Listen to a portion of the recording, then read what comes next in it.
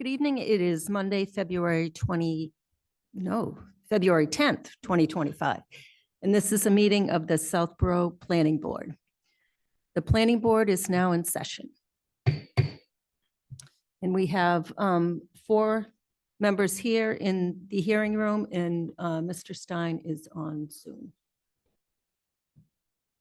The first item on the agenda is a public hearing, proposed accessory dwelling unit bylaw and regulations.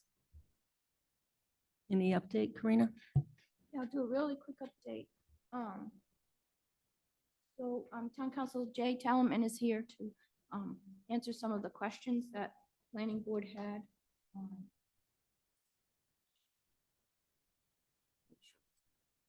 So this public hearing for a zoning amendment was opened on the January 27th Planning Board meeting. And we have a draft bylaw. In the interim, actually after that meeting, the EOHLC posted an official set of regulations dated January 31st, 2025, which I sent around to everybody. I don't believe there were significant changes in it. There was some text deleted that was like just extra text that didn't need to be there, but I didn't look through it fully. So if there's any questions on that, maybe Jay can answer. There was a question from Southborough Public Access Committee about if rental units need to be handicap accessible. And Building Commissioner Chris Lund explained in several emails that it's not. I also provided, I sent the draft bylaw again to the Board of Health, Dennis Costello, and there's another inspector there.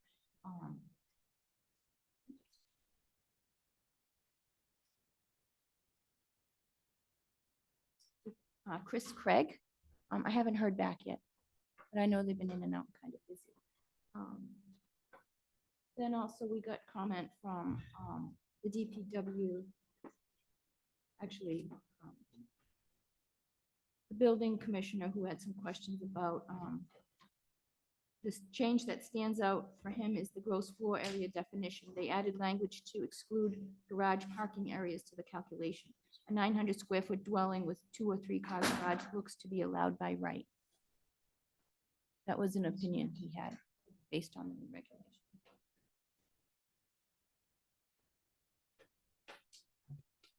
Just comments that came in. Okay. Right, wrong, or indifferent.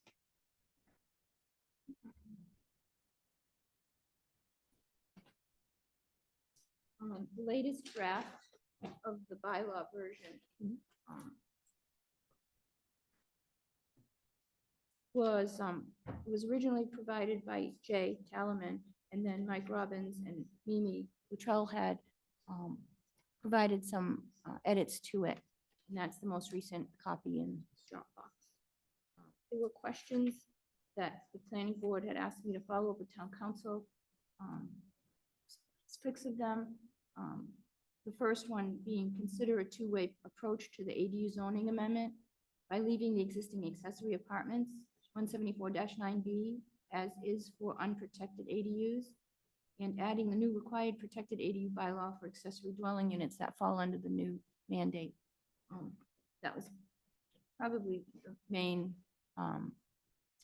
comment, also from Mike Robbins and Lara Davis, and also Chris Lund, the building commissioner, because they're if this protected ADU bylaw goes in as is, it removes the accessory apartments that we do have, that section of the bylaw. So it would be prohibiting anything that doesn't meet the protected ADU bylaw. All right, and that's where we are. Sorry. Okay, thank you. Hi, Jay. Hi, Jesse. Welcome. So I guess the first question I would ask, Jay, is there any issue with just leaving our accessory apartment special permit as is, and then just adding this as a protected ADU and having both of them? I would probably recommend that you take the things that you like from the existing accessory apartment one and including them in this section or in a companion section. I think there are some things in the existing one that alongside this one would create too much of a Venn diagram, too much overlap, too much conflict.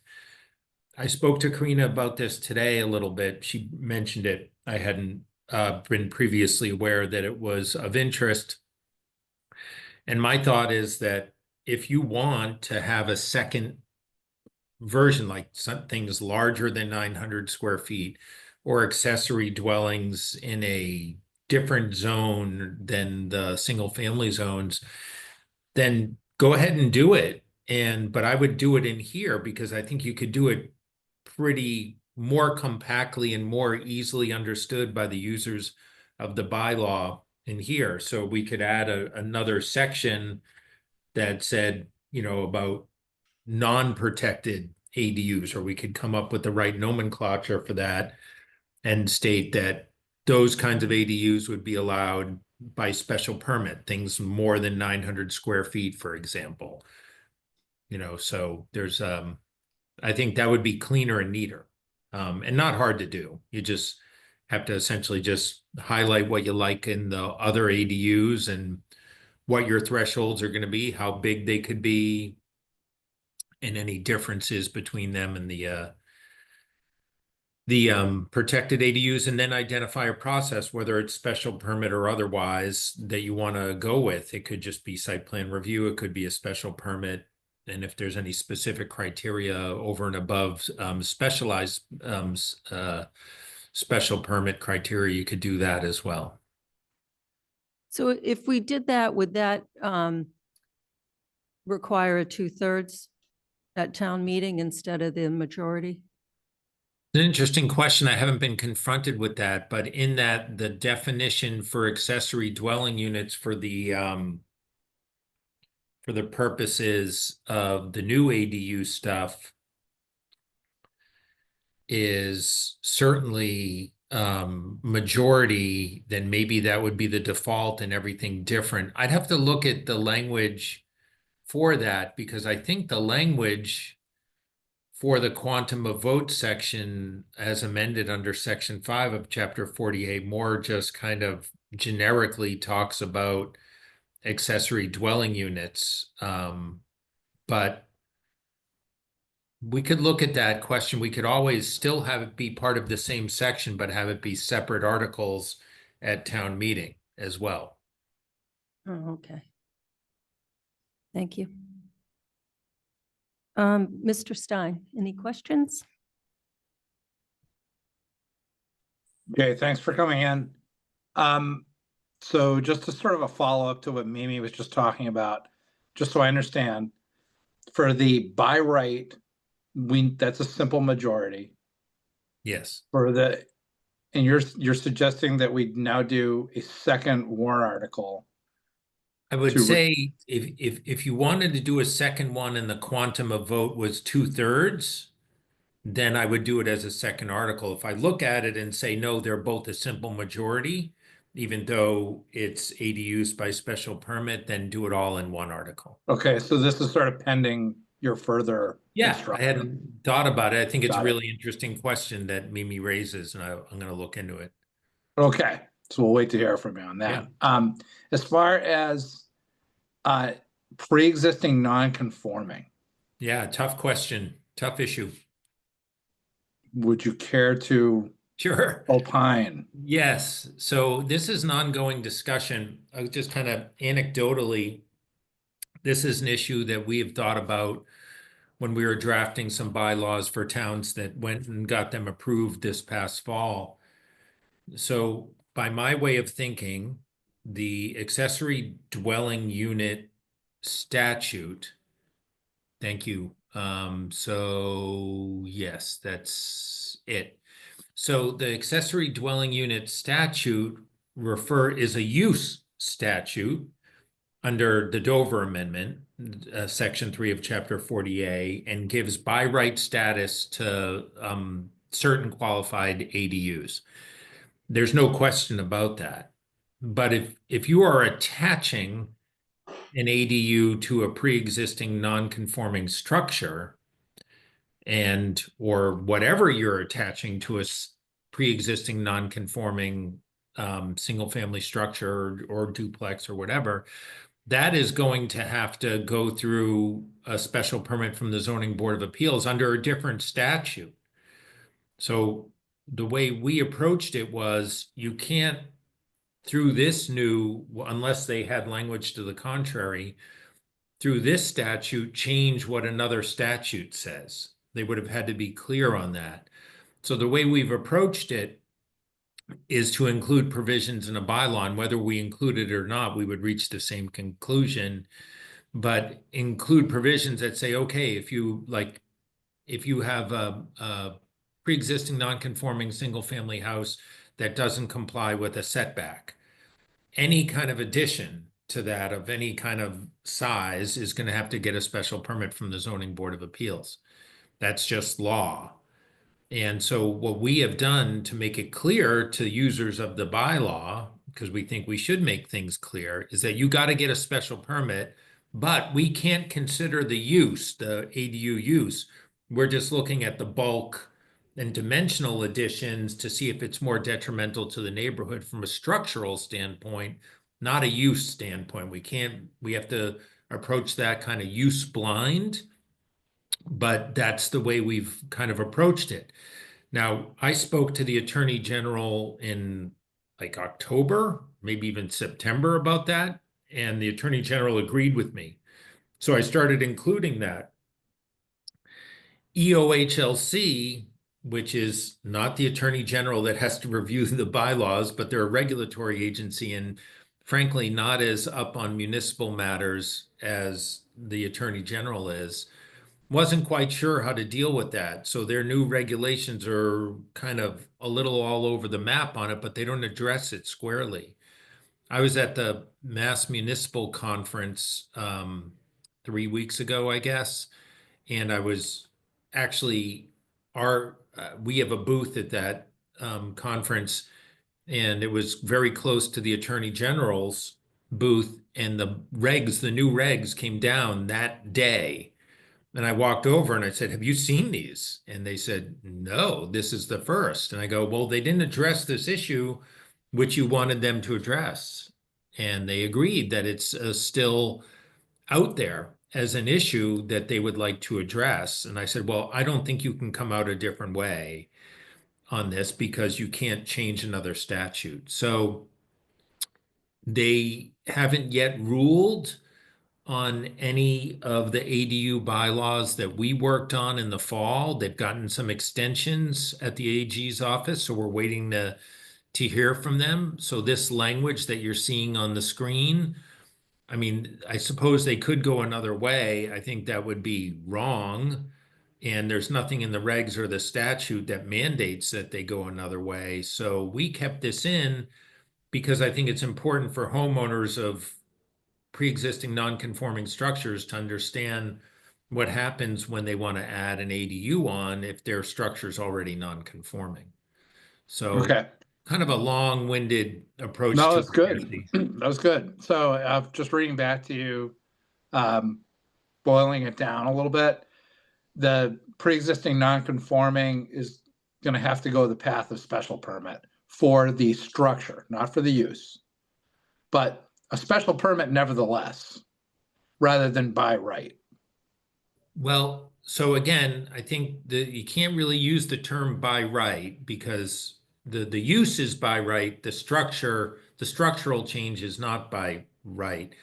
I will add to that, and I don't think this is actually the right section because I think this applies to conversions of existing accessory structures. I think there's a provision down further in the bylaw that addresses this right there, F.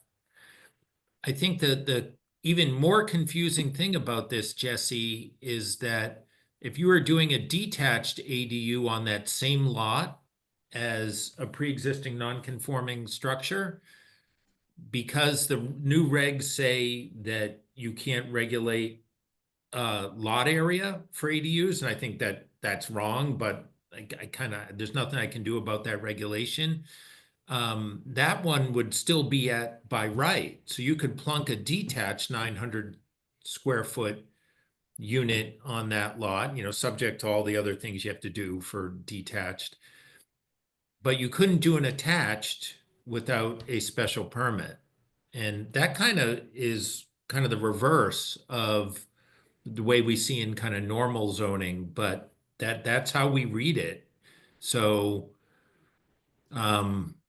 it's kind of a Okay. unique animal here. So I just wanted to add that there's that additional caveat to it. Because you're not So, changing the non-conforming structure, you're adding a new conforming accessory structure. and just to tie this into Mimi's question, would we therefore be putting pre-existing non-conforming with attached ADUs in another, in that parallel path? No, I think it goes in this path. I think it's still regulating the by right ADUs. Because again, as you can see in section F, this is a use blind thing. It doesn't change it. This goes more along the lines of dimensional controls than anything else. Okay, I appreciate the answers. Thank you. Yeah, That's I it for me. know. I wish I had something more definitive. I did last week have a conversation with the municipal law unit of the Attorney General's office and said, look, we are right now drafting these bylaws for Springtown meeting. So we really need to have this additional guidance. So if I hear of something, I'll be sure to let everyone know immediately. All set, Jesse? Yes, thank you. Ms. Houlihan? Thank you. Thanks, Jay, for joining us. I think the biggest challenge is going to be taking this language and converting it for like people to understand what it means, because it is a lot of legalese, and it just doesn't roll off your tongue, and it's not easy to digest. So I think that's just a note for us as we prepare for town meeting on this. The one question that I had was actually Chris Lund had responded around the new EOHLC. And his point was that his comment was that a 900 square foot dwelling with a 2 to 3 car garage would be allowed by right. And in our definitions for gross floor area, it excludes garage parking areas. So I guess I do not understand Chris's interpretation that a 900 square foot dwelling would be a with a 2 to 3 car garage, because I think we've tried to specifically call out, if you need a garage to be built with a 900 by right square foot dwelling unit, you would need to get you'd need to get the appropriate permits for the garage. So is there, do you have perspective on that, Jay? Yeah, I didn't read anything in the regulations to say that we have to include a garage. There are certain requirements in and around parking in the regs in the statute where you can only mandate one space, and you can mandate zero space. You can only mandate 0 spaces for something that's within a half mile of mass transit. But there's nothing in there that speaks specifically to garages, as far as I understand it. They just talk about parking generally. And so, I'm not sure the fact that a gross square foot includes certain things, including potentially basements. I'm not sure I would read it to include garages, but even if I did, I don't think that we have to allow of either a freestanding or an attached garage in addition to what may already exist on a property without a special permit. I don't read that as being required. Thank you. I would agree with that. And that's my worry, is that we have a perspective that says it would be a by right to have a garage on there. I just can't By find the that. building Who gives commissioner. who Right. gives the Building permit. Yeah. Yeah, so the gross floor area excluded garages, but my understanding is that's figuring the gross floor area on the principal dwelling to figure out what 50% is. And it doesn't Yeah. include the garage. Well, I think they throw the term. I am not a fan of these regulations, and I I've told the EOHLC that I thought their drafting was poor in some respects. Their grammar is poor in some respects. It was kind of disappointing. I thought they rushed it. They didn't involve municipal people to come up with them. So it was disappointing. But I think that when they use the term gross floor area, even though they're using it initially with respect to the existing single or two-family house or the primary, what they think they call the principal dwelling, they use the same term when they're referring to the ADUs. So the only thing I can infer from that is they want it to be interpreted in the same way when that the ADUs in the calculation of the 900 square feet are going to be, it's going to be the same standard. If they intended a different standard to apply, then they could have said that, but they didn't. And that would also be wicked confusing to have two different standards for what gross floor area means, one for a principal dwelling and one for an ADU. I think they were trying to capture more square footage on the principal dwelling so they could be a bigger ADU, but in the same token, they kind of hurt the ADUs because usable basement area may count towards that 900 square feet, which may have the result of shrinking some ADUs that have a basement.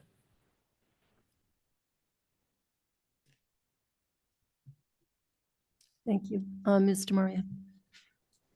Hi, Jay, it's Debbie. Jay, Hi. I just a question. I was looking at listings in Westboro and I noticed this has to do with primary dwellings. So there was a small historic home for sale and the listing said, this could be your ADU. You could build a new house on this property. And I thought, So in that situation, could someone just build a house on the property and say, I'm building a new house and that other little thing's gonna be my ADU? How would Yeah, that work? I don't think, it's an interesting question. If you could do it in reverse, I hadn't thought of that. If you wanted to do a new primary structure and have the existing one serve as the ADU, the way they structure it is they're talking about you can build something that is an accessory dwelling unit to what already exists. So I think thinking through that from a logic perspective, I'm not sure how you would get a building permit unless, again, the local bylaw allowed for it to do the switcheroo, so to speak. I don't know how you would get a building permit for it and then switch the two. I think you can make certainly a provision within the zoning bylaw to do that, but it's going to be used very infrequently because how many homes in Southborough are 900 square feet or less that you would then be able to, on the same lot, do an 1,800 square foot primary structure. But it's possible to do it, but from a logic perspective, I don't think it fits with the way the state has approached it. It's a unique question, though. Thank you.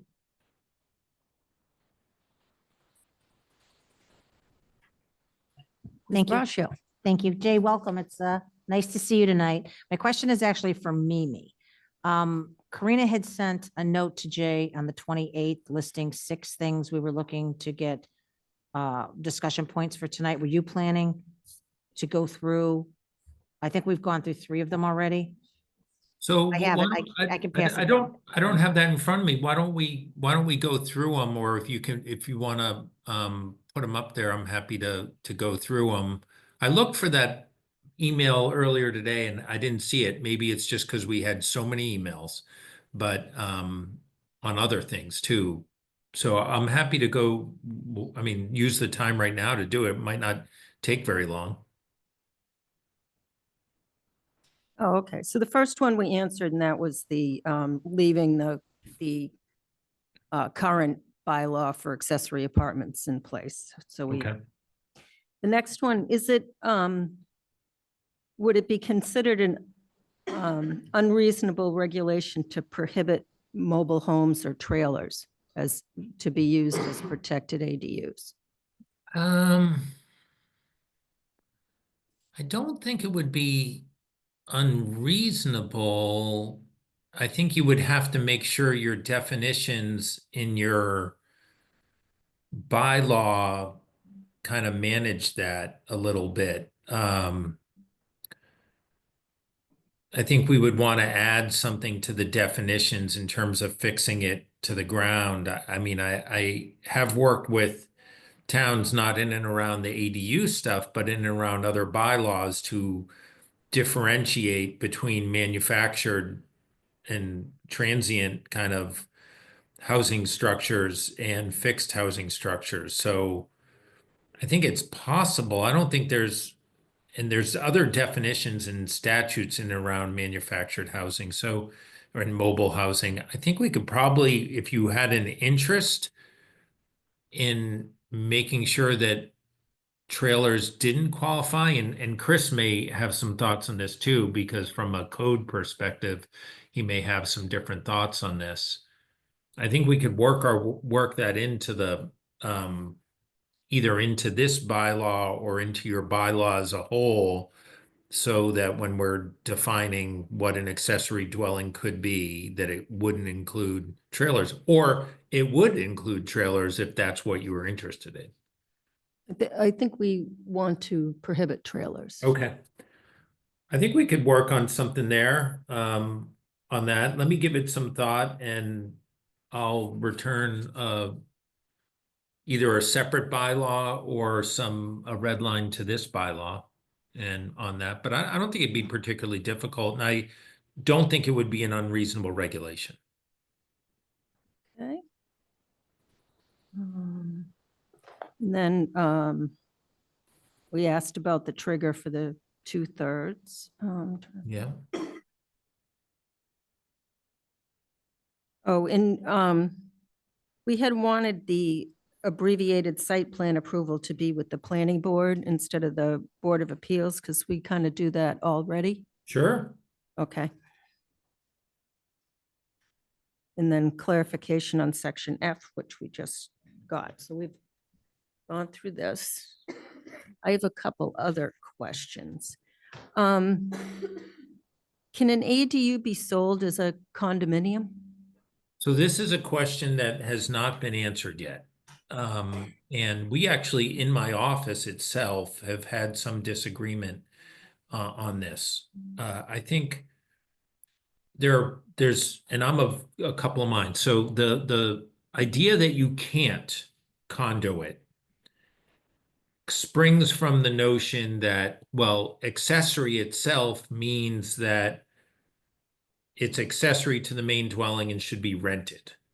And there's a school of thought on that, which I think there's some surface value to that argument.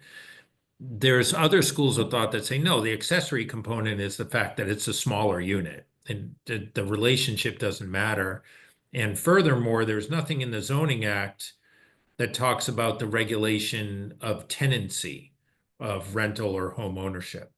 And there's certainly examples, there's a lot of duplexes out there that are condoed, so it's not impossible to do that.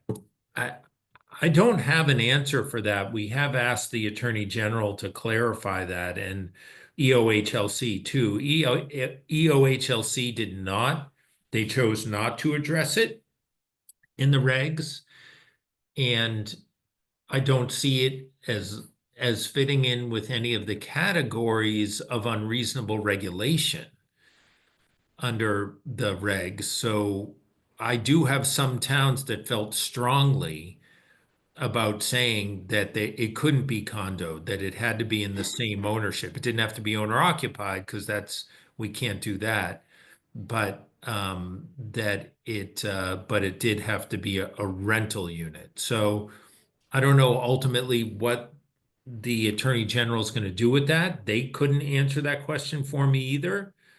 I will say that personally, I kind of am on the side of, from a just strictly legal, not policy, that we can't regulate whether it's rental ownership, but one or more probably of my partners takes the other view that no, they're accessory, they have to be rented, or a town could insist that they be rented. So I don't have any clarity on that, but I don't see any prohibition from regulating that, except the notion that can we regulate under zoning whether people rent or own? I guess is an open question. Did you have a question on this, on condoing, Jesse? Yeah, so Jay, it would seem, based on my understanding of real estate, that these are still deeded single-family homes. They're not, somebody who owns a single-family residence adds an ADU, doesn't become a multifamily. So you, therefore, from the deed perspective, you wouldn't be converting a 2-unit property into condominiums. It's still a single family. Yeah, but a deed doesn't really determine the tenancy of a unit. I think what determines the tenancy is how you set it up. There are examples of people turning their single family into a duplex and then establishing a condominium scheme of ownership, and that's totally legal. So it's not a zoning question on that, it's more of a, is there a statute or a scheme that allows you to create a condo where previously a condo didn't exist? And there certainly is. The question is whether or not, if we chose to limit it to rental, the Attorney General might say that's beyond the authority under zoning. I don't know what the Attorney General is going to do. Yet another reason why I said this all should have been worked out before they had a mandate and a deadline for towns to do things on this, but it's an unanswered question. Okay, thank you. That's it. Thanks. I have one more question. On C4, ADUs limited to a maximum of 2 stories. I saw that was deleted, and I assume because you can't have any regulations that aren't required of a single family. Yeah, again, I don't agree that regulation is consistent with the statute. So the statute says you can have reasonable dimensional controls over ADUs. It doesn't say they can't be more strict or different than the dimensional controls for the single family house. So I think that this regulation went further than the statute allows them to go, but it's in the regulation. So I would be foolish to recommend to a town, unless they wanted to fight it in court, that they adopt a regulation or a bylaw that's inconsistent with the regulation. So that's why So could we limit it to a maximum of 2.5 stories, which is what our single family homes are limited to? yeah, I think what we'd say, and I'm not sure where the dimensional stuff is, ADU shall comply with all, so go down again. All, any and all frontage, setback, height, lot width, and lot coverage requirements as may be applicable to single family homes. So I was talking about C4 was deleted. Oh, there, yeah. That's what I was referring to.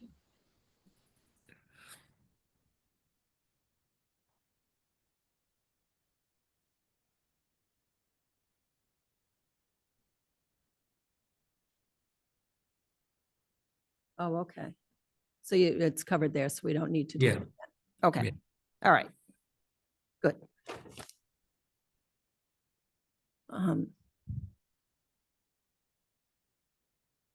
Yes, sir.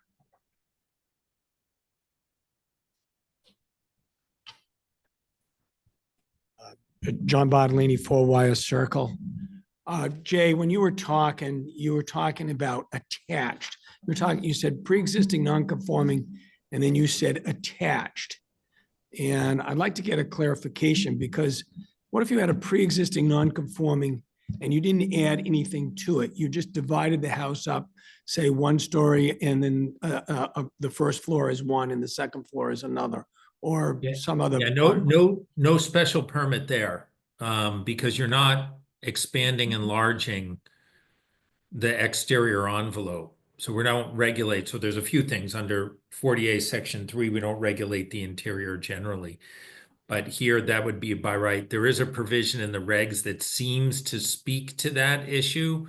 So we definitely, I would take the position that if you're not enlarging or altering the exterior envelope of that pre-existing non-conforming structure, but you're just rearranging the interior, that is not a special permit. There's going to be a multitude of code issues probably, but you're not doing anything that would trigger Chapter 48, Section 6 review of that. I've worked on pre-existing non-conforming before. Usually the building inspectors say, if you're not making it more non-conforming, so then they give you a permit. They don't make you do any variances or anything else. Would that adhere to the accessory dwelling units? So if Well- you're not making, Yeah. you say you just can't meet the frontage setback, but you can add on to the building in the back and meet all the other requirements. That would depend on the bylaws in the town. So Okay. in most towns, if you were for a single or 2-family house, if you were adding on to it, if it was not conforming, say with the front setback, but you were adding on to the back, if you were adding on some steps, fine. If you were adding on anything of any kind of size, that would still be a special permit. If you were creating a new nonconformity, it would be a variance. So that's a different question altogether. Right. But if you're just adding on generally, if you were adding on 900 square feet, even if every bit of the 900 square feet was conforming on the back side and the only non-conforming part was on the front side, that's generally in most towns, unless the town speaks to it specifically, going to be a special permit requirement. All right. Thank you. Yep. Do you have any questions or comments, Mike? Good morning, Mike Robbins, 47 Deerfoot, just sitting as a member of the Zoning Board of Appeals and also as a citizen. No, Jay, whoever drafted these, the same people, they use the same people when they redid the homestead statute. It's just, it's unnecessary, but I agree with most of Jay's provisions. With respect to condominiums, the way I read the regulations is it speaks to a self-contained housing unit exclusive of sleeping facilities on the same lot as the principal dwelling. I think if there's any ambiguity, we should definitely add that to our bylaws. I read this very clearly as this is a structure, whether it's attached or detached, just for the sake of condominiums, let's say it's detached. It's accessory. The moment you try to detach it, now it's no longer accessory, and I think is defeating the language and intent of the bylaws, which was to add rental housing or accessory for families, where if you condoized it, now it's a market. And I think that the definitions speak to same lot. I think it's a really good argument, Mike. I mean, I don't like to argue with you ever. So Lawyers never. No, but I think, No. I think we're really right there. I want to follow up on what Jack was mentioning. So I think if we add to the nonconformity of the house, that is where either a special permit or a variance. But again, just for the sake of people who know, if there's a pre-existing non-conforming, so like I have a detached accessory building right now, I'm not adding to the non-conform, that structure is in existence, there is. The only thing I'd be changing in that case would be the use as an accessory dwelling unit. To me, that would be allowed by right, because I'm not adding to the non-conformity. The The structures are all staying the same, Right. but it's a If you're pre-existing. just non-conforming rearranging structure. the interior, correct? Yeah, well, yeah. And so in that case, I don't think any type of special permit, that would be allowed by right. But once you add to the nonconformity, that's where I think you lose the protected status of an ADU. That's my understanding. So if you have a property, I'll use my next door neighbor, they have a garage, they want to convert that to an ADU, that's a pre-existing non-conforming structure. They're not adding to any additional structure. To me, that would be allowed by right without a special permit and or variance, depending on the, its location. But if they were to build that space, that's when you lose that protected right because you're not complying with the dimensional requirements of that zoning district. I mean, that's how we drafted this up. That's how I read it and that's how Yep. I understand it. But I just Yep. wanted clarity just to Marnie's point, when we go to town meeting, I just want to make sure we're all on the same kind of like talking points. Right. What we did here, when we were working on this, Mike, when you and I and Mimi, I think we're all on those emails, is we kind of had a little bit of pocket grandfathering on some of the dimensional stuff here that if Exactly. you're messing around with the envelope of an old barn on your property, but you're just converting it to an ADU, great, as long as you stick to 900 square feet or below. Exactly. And then, but if you're gonna add to it, it's because it's a really tiny barn, then you're in, and it's non-conforming, You immediately switch into an unprotected and you can Right. seek for your variance / special Correct. approval. right. Yeah, no, I think the only thing that I don't know if it was Jesse that brought it up or the condo question. I hadn't even thought of it because the way I read it, it's so unambiguous, but I think it's important we protect ourselves from that exact set of circumstances. And then we've already addressed the 2 stories. So I think we're right there. So I can draft and you guys can either take it out or put it in. I can draft because I have it in some other bylaws that they have to be owned by the same entity. And, so for rental purposes. So I'll put that in there. And then the next time you take a look at it, you could always take it out if you want. Yeah, and I think what we want to do, maybe I'll take a look at it as well, is just make sure that our definition for accessory dwelling units states that it is accessory to the primary dwelling. Yeah. Yeah, just to put an, I'm sure we do, but I just want to belt and suspended that. Right. But no, I think we're right there.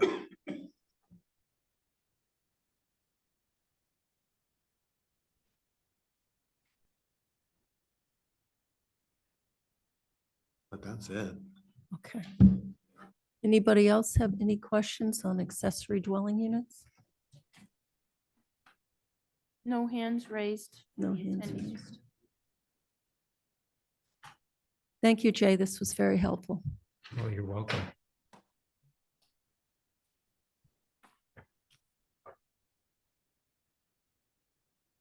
Well.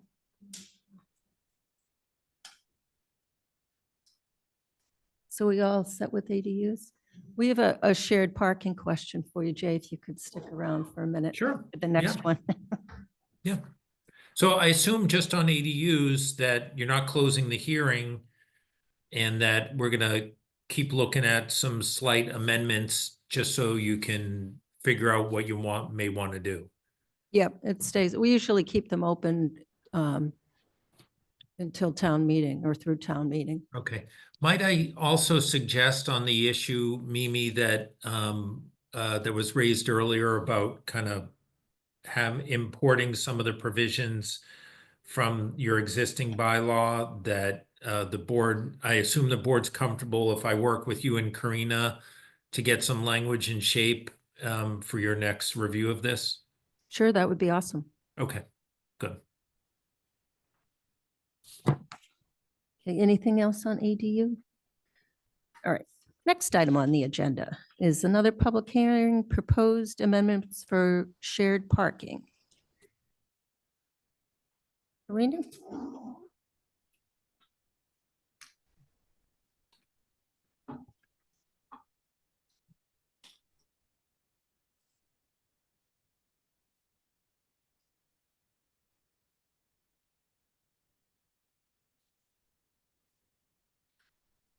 So similar to the ADU bylaw public hearing, this public hearing for zoning amendment for shared parking language in 174-9 special permits and 174-12 for parking and loading started on January 26th. Mimi, can I interrupt for just 1 second? Should we take a vote to continue the public hearing? Oh, On the shoot, ADU? yes. Sorry. Thanks, Lisa. Sorry, yes, we need to continue the public hearing on the ADU. accessory dwelling units. So I propose to move the 6:30 public hearing, continue proposed accessory dwelling units, ADU bylaw and regulations to 6:30, February 24th, 2025. No, that would be, sorry. I thought you said June So- 30th. I was like, wait, sorry. I don't think I said June 30th. So continue the public hearing till February February 24th. 24. I second. I have a motion and a second. Any discussion? Seeing none, all in favor, Latrell, yes? Houlihan, yes. Demiria, yes? Brashear, yes. Stein, yes. Okay, sorry about that. Jesse, we're lost without you. Removing it.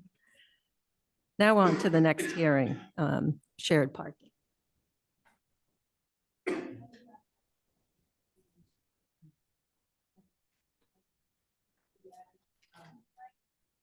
We added a line at the very end saying there'd be a special permit required for shared parking. And then the language that was added by Jay's review of the draft bylaw. So I posed the question based on last meeting. I've attached your most recent, so that you can be prepared. The planning board may want you to also speak to their questions on this topic, specifically regarding whether to keep the shared parking special permit approach or not via a special permit, but via findings and conditions in the decision.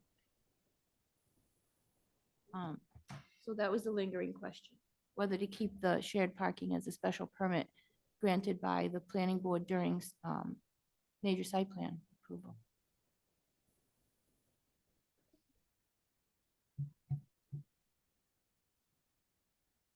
Do you want to speak to that? Yes, if you don't mind. Go ahead. I think the point was that we didn't feel we should make proponents go through any more obligations and that it shouldn't be a special permit process. It should just be part of our process versus a special permit. And my question was, as site plan is non-discretionary, does that mean that we would have to accept any shared parking proposal? And is that why we would want to have a special permit for such a thing? Question to you, Jay. Oh, okay. So I normally do see it as a special permit. And for those reasons, if you had a set of parameters whereby certain conditions had to be met in order for them to even approach it in site plan review, I think that that's possible. And I certainly appreciate the issue that we want to promote site plan review. I mean, we want to promote shared parking where it works. So let's not add additional processes and that amount to special permits, which are more easily appealed and can be long, ugly hearings sometimes. So I support that basic principle, but I do worry sometimes that with shared parking, two things. One, what seems like it may work on paper may not really work in practice. And that's why you have traffic analysts and you go through that process and you want to reserve the right to say no. And two, that issues with parking are so changeable. Like I've been doing this for 25 to both closer to 30 years now. And I think Karina can probably attest to this too. the way we think about parking now is so different than the way we thought about it 30 years ago, 10 years ago. So that's why I kind of generally see it as a special permit. That said, if this was pretty tight bylaw and you had exact specific things of when it could apply or not apply, rather than it being kind of loose, like, hey, we'll take a look at it and see if it works, then I think site plan does serve a lot of great purposes, because we're promoting less pavement through shared parking, and we're promoting business and economic opportunity because you don't have to always be chasing parking spaces. So I see it both ways. I usually default to the thing that's going to be more protective and more control for a board and a town. And if a town wants to take their foot off the gas pedal a little bit and make it a little easier, then I'm totally comfortable with that too. It's your choice. I just wanted to start with the most conservative approach and allow you to back into something if you wanted a little more liberalized, if that's the way you wanted to approach it. Thank you. Mr. Stein, any questions? So I think for the last discussion on this was very productive, and it seemed like the consensus of the board was and others will of course correct me if I'm mistaken here, but it seemed like we were more or less in agreement that this was onerous and unnecessary in terms of requiring a special permit, when this would really only be used in order of conditions on a site plan review. And our site plan reviews, for as long as I've been on this board, have been very thorough, extraordinarily thorough, really. So I feel that, Jay, unless you have a really compelling reason for us to go in a different direction on this, we would make this, merely written in as something that the planning board has the authority to condition for in a site plan review. That's it. Thank you. Yeah, Jesse, I think it's totally fine. This is entirely a policy question, and it's actually really good policy, as I mentioned. So this could easily be kind of geared without really changing much of the substance of it, just to be part of the site plan process, where you get a chance to review it. So no problem. I have no problem with that from a legal perspective, or there's no alarm bells going off as to how there could be parking Armageddon, where people are going to use this. So. Ms. Houlihan. Yeah, so I guess then that raises the question, is this even a bylaw requirement if it'll be a condition of a site plan? So I think there are certain parameters that have to be met that are in the bylaw. The revised bylaw? Yeah. Okay, and then we'll just change the language just to remove any kind of special permit language. Yeah, well, you were going to look at that, right, Jay, to make sure that we Yeah, remove special permit that we're covered. yeah, So I can there's do not that. Parking Armageddon. That's right. Thank you. I will. That's an easy change for me to do from the last draft. I'll make sure. I think I have your last draft, but I'll make sure Karina gets it to me, and we'll put it together. Great, thanks. Ms. DeMaria. Ms. Braccio. No questions either. Anybody in the audience on shared parking? Anybody in Zoom land? No hands raised. Let me double check. No hands raised. Okay, 10 attendees. so we'll look forward to a updated bylaw without a special permit as a part of the site plan review. Yep. Thanks, Jay. Thank you, Jay. And you'll continue this one to the same date, I'm assuming? Yes. Okay. Thanks for the reminder. I make a motion to continue the public hearing for proposed zoning amendments for shared parking, 174-9 and 174-12 to February 24th, 2025 at 6:30 PM. I second. I have a motion and a second. Any further discussion? Seeing none, all in favor, Latrell, yes? Houlihan, yes. Demiria, yes. Brascio, yes. Stein, yes. Okay, moving on.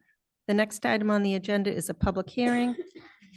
250 Turnpike Road Contractors Yard Building Major Site Plan Approval and 250 Turnpike Road Contractors Yard Building Special Permit for Lower Impact Development. Karina, can you bring us up to date?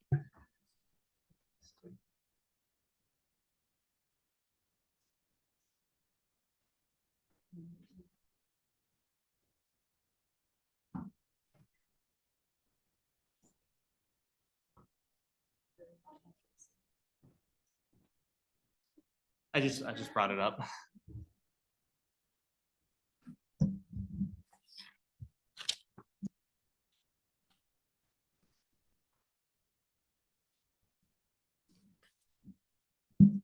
Any return envelopes?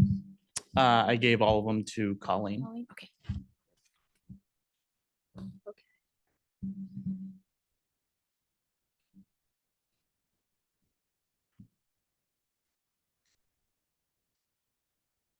So this is the opening of the public hearing. So I'll read the legal ad. This is the legal ad for the lower impact development special permit. Public hearing notice for 250 Turnpike Road, Assessors Map 27, Parcel 2-A, for Section 174-13.3 special permit lower impact development of the Southborough zoning code. The planning board of the town of Southborough shall hold a public hearing on Monday, February 10th, 2025 at 7 PM in the Thomas J. McAuliffe Hearing Room, second floor, Townhouse 17 Common Street, Southborough, Mass. To consider the application of FD 250 Turnpike LLC regarding the property at 250 Turnpike Road for a special permit for lower impact development lid. The public hearing is regarding a proposed contractor's yard with a 14,400 square foot new building that will house 10 contractor bays on the parcel, which is located in an industrial zoning district and residence A zoning district. Copy of the application and plans can be viewed at the planning office at the Southborough Townhouse during normal business hours or online at the Agenda Center at www.southboroughma.gov. Agenda Center, Planning Board Dashboard -29. Any person wishing to be heard on the proposed plan should appear at the time and place designated or join the hearing by going online to www.southboroughmass.gov/674/virtual-meetings. Mimi Luttrell, Chair, Southborough Planning Board.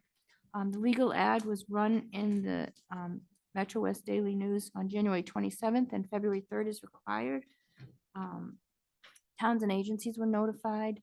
The proponent has provided as many green cards and white mailing receipts as he was able to receive. Do you know if you got them all?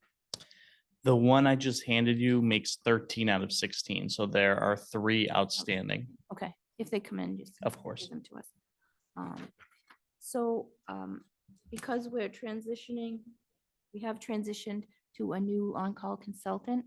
That contract was signed on January 29th, was actually finalized. Thank you. Okay, and so following that weekend on Monday, February 3rd, I had Niche Engineering come in, the project manager, and I downloaded the applications for him onto a flash drive because there's so much information there for both the storage facility project on the site in order to get a scope and fee for the bond reduction. Mhm. Okay, and also to review the new lid application for the contractor's yard building, which we're also considering submission number 5 for the site plan. Correct. So that is all in the hands of Niche Engineering right now. I'm waiting for task orders. As soon as they come in, I'll forward them to you. Excellent. Thank you. All right? Okay. We were moving on that pretty quick. Took a while to get the on-call thing going. So, let me just see if there were any. All right, so that was also distributed to town departments for their review. We have not received any town department comments. Yes, we did get from conservation, I believe. No, I take that back. I'm confusing it with another one. I'm a little off my game tonight, sorry.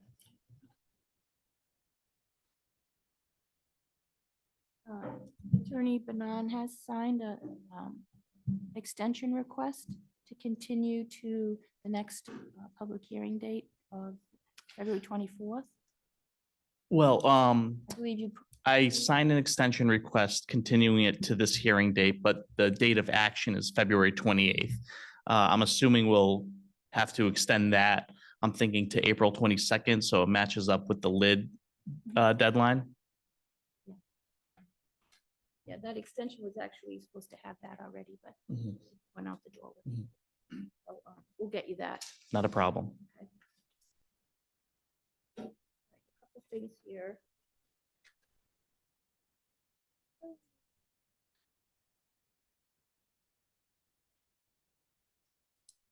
Okay.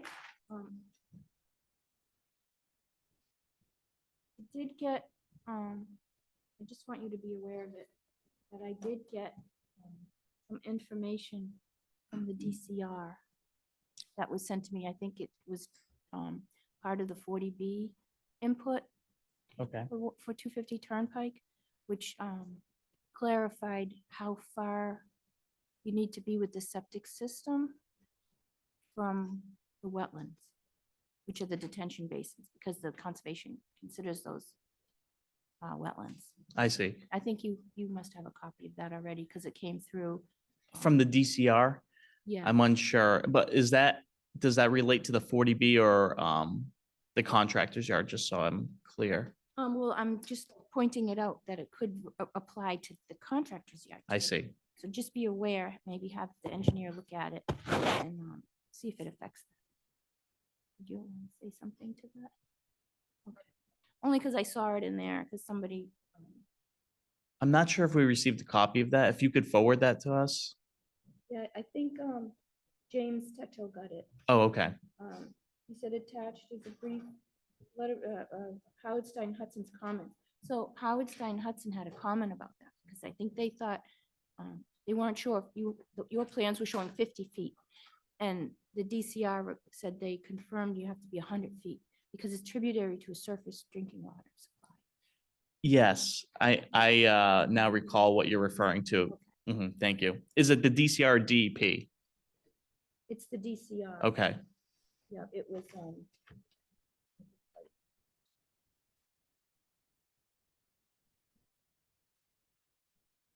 our usual contact, Kelly Frieda, Regional Director of the Wachusett Sudbury Region DCR Division of Water Supply. thank you. Okay, I think James has it. I thought you were. I'll follow up with him tomorrow. But I just want to make, so you don't miss that. Yep, thank you. So that you're on top. All the prior comments, I think, were provided back in November from the building department. And there were no new comments at this time. Yep, that's it. So there were no new comments, but they will be once we hear back on this new submission. Okay, Sorry. I'm a little- Thank you. thank you. Welcome. Thank you. Take it away. George Bonan, here on behalf of the applicant FD 250 Turnpike LLC. I'll correct Karina on one thing. It is no longer a 14,400 square foot building. We've added a second floor mezzanine that takes up about a third of the interior. So now it's a total of 19,200. We did that to just allow for more space to store contractor yard materials. It's in the new architectural plans. A102 is the sheet page. You think you could supply me with one full-size set of those? One full Or size? Only half-size architecture? Yes, absolutely. We can just, so people can look at it.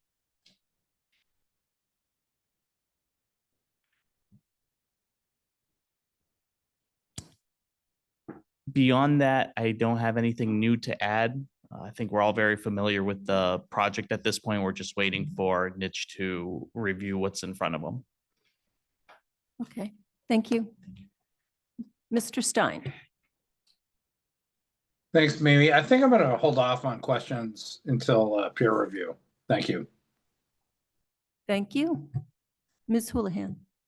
Thanks, Attorney Banan, for coming in. My only question was, I know we had said photographs of the forested area. Mhm. So I reviewed all of that you submitted on January 2nd. And thank you. I think the challenge for me is it's completely out of context. I Okay. have no idea what this is.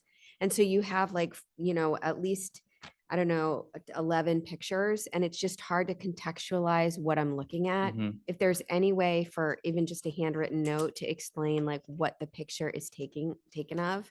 So it's because you're referencing it for both waivers 1 and 2. Yep. And so I just need a little bit of clarity on that. If the board is all right, I'll maybe retake photos because at this point I can't go back and maybe I won't be able to identify where I took the pictures. So I'm happy to take new pictures at this point and provide a caption at the bottom. Does that work? I'm not sure the winterscape is going to help, is it? Because Well, I can tell you what we used to do Mhm. when I worked as an engineer. We would just take an aerial and do a little circle with picture 1. So you show where you stood and you point the arrow. You can even draw it on the plan, hand draw it. So you know that picture 1 is standing here, looking this way. I can do my best with the existing photos if you'd like. I mean, it's not like I don't remember exactly where I stood, but to the extent they need to be 100% accurate, I'm not sure I could do that, but I'll be happy to try and we can test it out next hearing. Does that work? yeah, I mean, my perspective, I'd also just point to members of the board. I think just to understand, like, are we looking south, southwest? I understand. You know what I mean? Yes. It's just really hard to That I could speak contextualize, and to. so I think if you can do that and we can kind of put a perspective on it, I mean, it'd be great, honestly, if you did have a drone and took just a landscape picture to be able to say, these are kind of where the pictures are. It'd be Yep. fabulous, but, Would a Google Maps, like an aerial Google Maps work? oh, yeah. That's what we used to do. So I have comments on this particular thing that may make pictures a moot point. So I don't know if you want to wait for my comment to go through the board or. So we'll get back to this. Anything else? No, that's all I had. Thanks. Ms. Demarion, I don't have any questions at this time. Ms. Braccio. I have no questions at this time. If I may, before we move on to you, Chair Luttrell, Ms. Braccio, you had brought up several points during the hearing. You had asked to see a proposed access drive to the 40B. We do have that on the 40B plans, which I'm happy to show you right now. If you'd like me to include that, we can include that on any future plans for the contractor's yard, and you can pass this along, pass this. To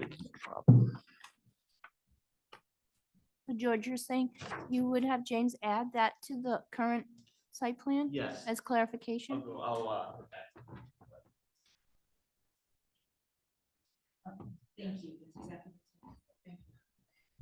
What Ms. Braccio has is a depiction of what the access easement will be. It's in red dotted lines. It's 28 feet wide.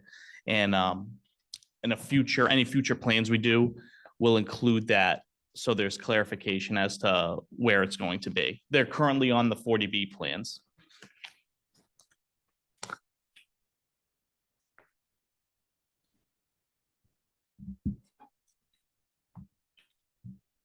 You ready for me now? I am ready for you, Chair Luttrell. I'll grab that after. On the waiver request, there's a request for identifying the 6-inch or more trees, which I don't have an issue with that because it's an existing building and property, and there's a lot of wetlands and a lot of the trees are in the wetlands and those aren't going to be touched. The trees on the western property line are, although not depicted on the existing conditions plan as they were in the previous site plan, those are by condition of the previous site plan cannot be touched. Also, the existing trees along Route 9, although not depicted on the existing conditions plan as they were on the previous site plan. Those, by condition of the existing site plan, cannot be touched. So I don't have an issue with waiving that particular piece of the landscaping bylaw. The other one, however, I'm adamantly opposed to, especially given that there's a 40B proposed and that screening is absolutely vital. And I would not want to waive any of the screening. Also, I've been over there and the trees, a lot of the trees that you're showing are on the 40B property, and that whole property is going to be denuded. So I think it's a little disingenuous to show this forested area as why you don't need buffers when those trees are going to all be gone. And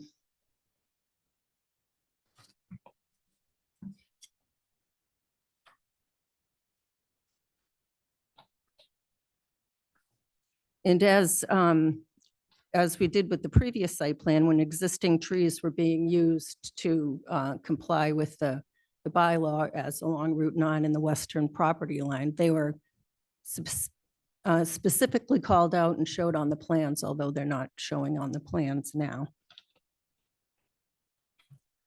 So those are the waivers. So the landscaping, there's still some non-native plants on the landscape list, the same ones that I brought up on November 4th. And as I mentioned, the existing trees that are required to remain aren't showing on the existing conditions plan.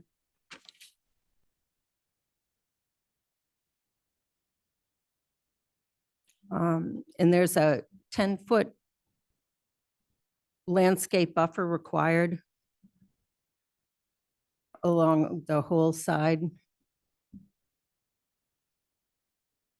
There's some plantings there, but not complete. I'm sorry, could you repeat that last one? So there's a side planting area of 10 feet required, 10-foot landscape buffer.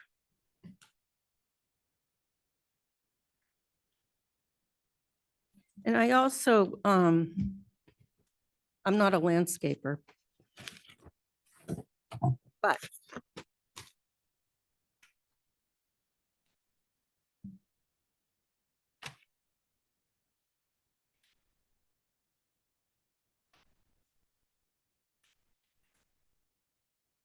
I'm sorry to cut you off before you move forward, but where are you when you refer to the 10-scape side, the 10-foot side landscaping, where on the plan are you referring to? Is it the most easterly part of the property? yes.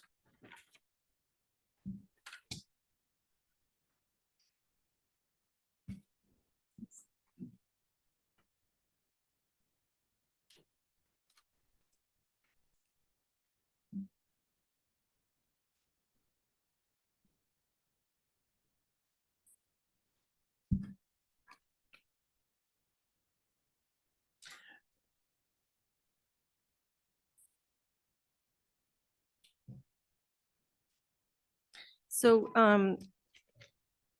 along the eastern side of the building, Mhm. you have a bunch of trees proposed there that Yes. are all clumped right on top of each other. Mhm. Can trees grow like that? I'm not a landscaper either, Chair Luttrell. I will have to ask my landscape engineer, but he's a professional who drew it up this way, so I'm assuming yes. I'm assuming this is how they are designed and plan to grow. Okay, because I've never seen them like that before, and from, I will double check with him to make Mm. sure that they can grow like that. okay. Is that Larry Green? Yes.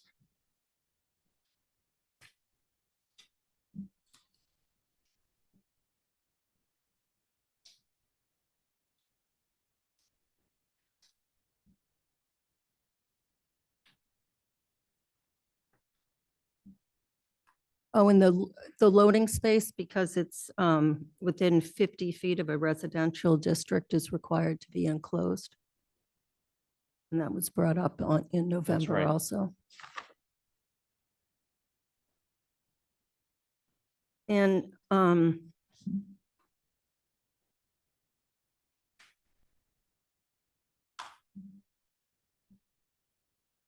so our parking bylaw requires unobstructed access to and from a street shall be provided and shall not require backing out into a street. And since you have the 40B that has the access road going right through the parking lot, which would require all those parking spaces on the eastern side of the lower lot to park into a street, it would be non-compliant with our bylaw.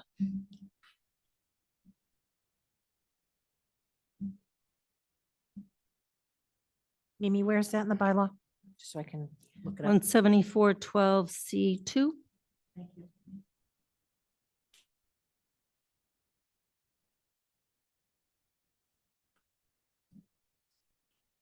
Oh, and the ADA compliant spaces were removed from the lower lot? If that happened, it was inadvertent, so I'll have our engineer review that and make sure that they're there again. Oh, and it does, If they are required to be. yes. It's- So I'll double check that. In a portion of that, of the septic for the contractor's yard building is within the 100-foot buffer, so you want to look at that. I think there's some discussion right now as it relates to that, whether these are actually tributaries. And our engineer, James Tatro, is having that discussion with DEP at the moment, which will significantly affect whether the septic has to be or needs to be relocated. So I'd like to just table that until we determine whether these are tributaries. Okay. So are these contractors' yard building bays, are they for sale or for lease? They're for lease. Oh, okay. So do we want to do like the agreement that we did with the other buildings? Well, I think what the building commissioner spoke to me about is that there were uses that are allowed in that zone. Mhm. And if that and it would be addressed by him as they come in, if that use is allowed, then they would proceed down that path. The question is the parking. You know, if you have one use that requires more parking than the other, then how do you control that? That could be controlled by having a site parking plan that you work with the building commissioner to make sure that, you know, you propose one thing that, you know, when something changes, you prove that when you have a change of use, that you prove you have enough parking. Yes, So, go ahead. I actually did this with him recently as it relates to 120 Turnpike. The office building. Yes, correct. He wanted a color-coded parking plan that showed which spots are allocated to which buildings and which uses. So I was able to provide that to him. So if he asks for that, I'll be happy to provide the same for this plan. And I think what Mimi was referring to is on another very similar project, the attorney provided a protocol for new tenants. Okay, it was 154, 156 Northborough Road. They had I think 21 contracted bay there, and they provided a one-page, you know, these are the uses that will be going into these spaces, and they define the 4 uses. This that- is, I'm sorry to cut you off, Karina. Is this a protocol that I would produce to the town, to the planning board, or is this part of a lease We provision? would attach it to our decision. Oh, okay. Planning board wants to Mhm. go that path. And then the building commissioner would have a copy of it, and then you would provide that when you have a new tenant, you tell them, you know, you have to confirm that that use is allowed there with your protocol. So they had 4 specific uses there. Some with a little bit broader application, but it defined how that one was a little tricky because it said after they move in, then you have to send pictures to prove what's going in there. That was a little messed up. Mhm. So it should be like, you know, before a tenant moves in, you have to let the building department know what that tenant is so that he can confirm that use is allowed there. and that you have the parking. Well, we would only have one use for this building, and that would be contractor shop. They would all have to adhere to that. Was it 154, 156 Northborough a different situation where there were potential multiple uses? Nope. Same. So I'm just wondering why, maybe I'm confused. Why would, So I can get you a copy of that. I'd And appreciate you that. can look at it and Perfect. tell me if and you have to just understand that some of the language we want to upgrade because it was after the fact that the building commissioner would have a chance to confirm who's moving in once they've already signed a lease. Kind of want to know that the leasee can have the person who's going to lease the space Mhm. has a right to be there based on the zoning code. You know what I mean? Like you don't want to. And we would provide that lease for approval to the No, no, town? no. Okay, You provide who's moving in there and what their use is proposed as. So you'd look at the use list under the zone you're in, and you say, these uses are allowed. If someone comes in with a use that's not allowed there, you probably have to turn them away because they can't of course. operate in that zone, Mhm. right? So you just make sure that the uses that you're listing in your protocol align with the zone you're in. And you can just go to the code and look under, is it business highway? I believe this is Side- industrial. Industrial, okay. So you just look there and I'll get you that sample. Okay, thank you. So is this going to have the same hours as the parking lot, 6A to 10P? Yes, that's the plan. And how would that be controlled? Because I assume is the gate going to remain? The gate will not remain as we will be building a 40B at some point. There's going to be free and clear access to the 40B. So there can't be a gate. We'll have to do it by other means, maybe. I'm not sure yet, but the business hours will be stated and tenants would have to adhere to it, Okay. just like any other building. Because we've had issues already. I understand. And you need a special permit for that sign? I know, I'm working on it. It's it will be applied for this week. And it's going to the ZBA if I'm not mistaken. And there's no outdoor storage there? Well, there isn't outdoor storage. As I understand it, the 2022 special permit, or perhaps a 2023 special permit, but a prior special permit does allow outdoor storage on the lower level parking lot. Now, we don't anticipate storing anything outdoor. We expect all materials and equipment to be stored indoor, and we're happy to make that Okay, a provision in the Yeah. lease. I would like to see that. All right, that's all I have. Any questions? Yes, sir. So John Palmer, 131 Parkerville, a direct abutter to 250 Turnpike with direct line of sight onto the parking lot where the proposed building is being proposed. So quick clarification, am I right in understanding that the site plan has been modified to take the building height from 1.5 stories to 2 stories? The building height for the contractor's yard building? That's right. No, it still remains whatever was originally proposed, that it was either 20 feet or 24 feet. It is that height. It was tall enough that we could add a second floor mezzanine without affecting the building height. So same building height. Same just building height A different layout inside. inside, correct. Okay. Okay, that's all. Thank you. Anybody else? Can I just point out one more thing? Sure. In that Northborough Road project, right, Mhm. they proposed mezzanines as well in each. And one of the concerns the planning board had is that going to be for storage? Or, because the parking is an important feature, Yes, right? So if you're proposing something other than storage, it could increase the required parking amount. So in that decision, there was a condition that says you can only use that for storage. absolutely. And we're proposing it only for storage. The use is contractor's yard, which allows for the storage of contractor equipment and material. And that's what we intend on using it for. Okay, and you do recall the building commissioner's comment on the bollards, Yes, depending on, correct. If we want to, yes, okay. floor drains and then an oil water separator inside, Did correct. you include all that? right? That will be on the MEPs. it's a plumbing design, so it wouldn't be appropriate for, to include on a site plan, but it will, The bollards should be shown. Do you have bollards outside? well, we won't have ballers because, Because you're going to address. exactly, yes. Okay, but the, you should show an approximate location of your, oil water separator. Okay, If you have indoor drains, right, you gotta show where that drainage is going. Because, in the Northborough Road project, they showed and gave, you know, a construction detail so that the peer reviewer can understand where that water's going.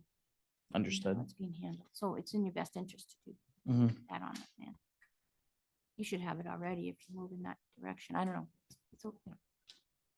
You gotta show it, I think. We'll show it. Okay.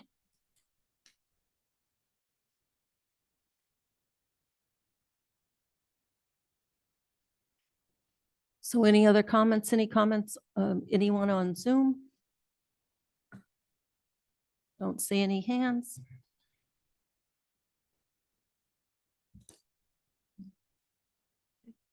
No, no hands, 10 attendees. I make a motion to continue the public hearing to 7 PM on February 24th. Is that where we're going? February 24th for this? If I may, I hate to extend it out further, but is February 24th going to be a realistic date where For the your reviewer? reviewer to review our materials and have something substantive back to us? But we only have an extension, decision date to February 28th, 28th. yes, and I'm happy to extend that. We want to match it up with the major site plan, with the lid, of course. Oh, okay. Great.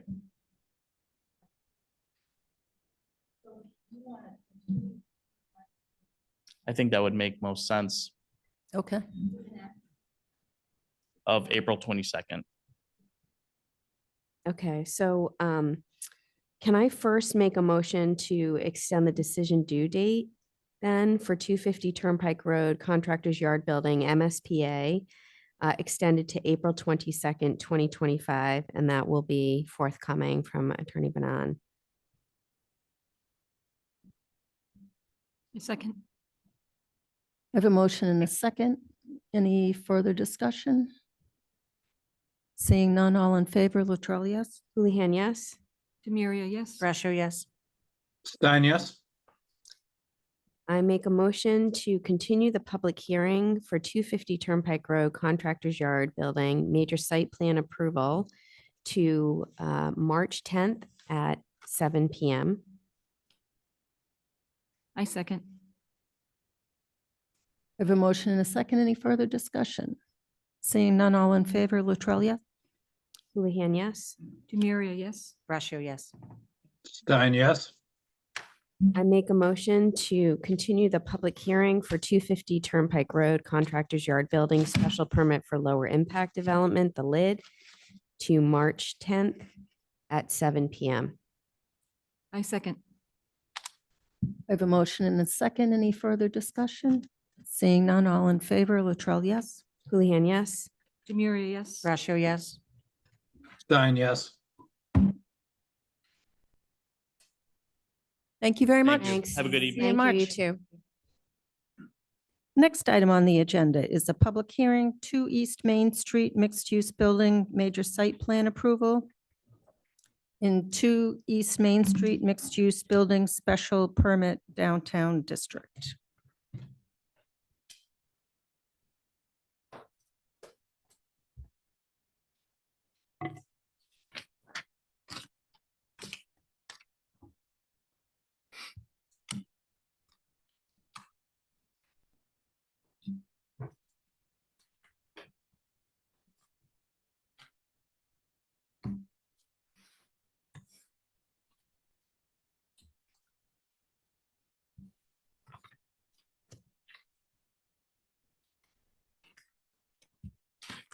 Just while Karina's getting ready, just so everybody understands, we received these plans on Thursday afternoon, and I certainly didn't get a chance to do a deep dive into it. I don't know if the rest of the board spent the weekend doing that, but I didn't. It's okay.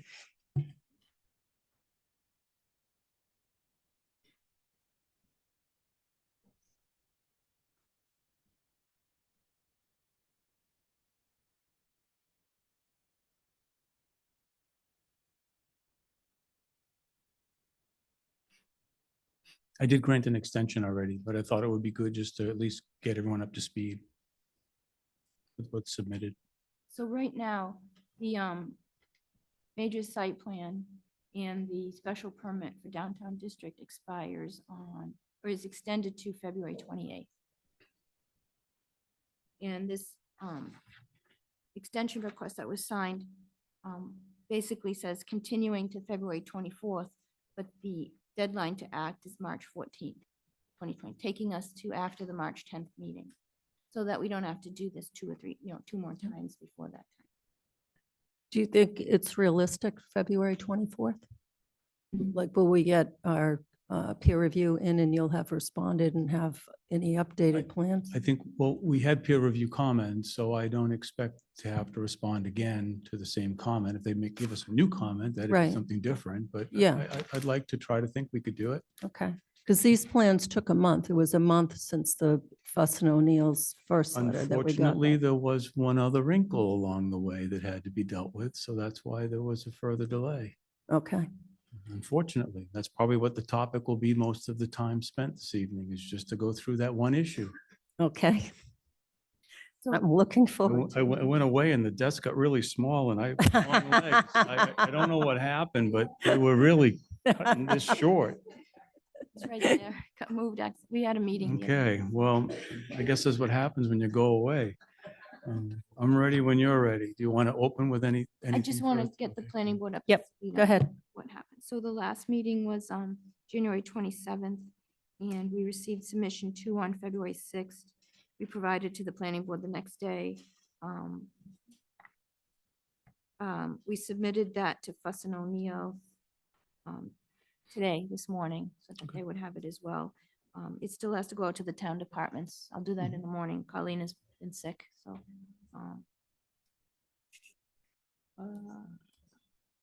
We have a question into town council about the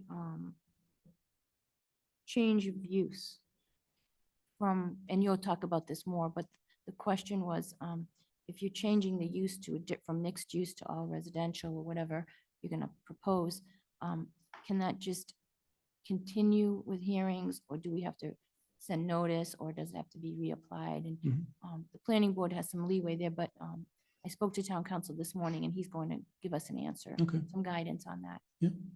With, of course, the goal is to, it would be nice to just continue the hearings, but we have to see what legal.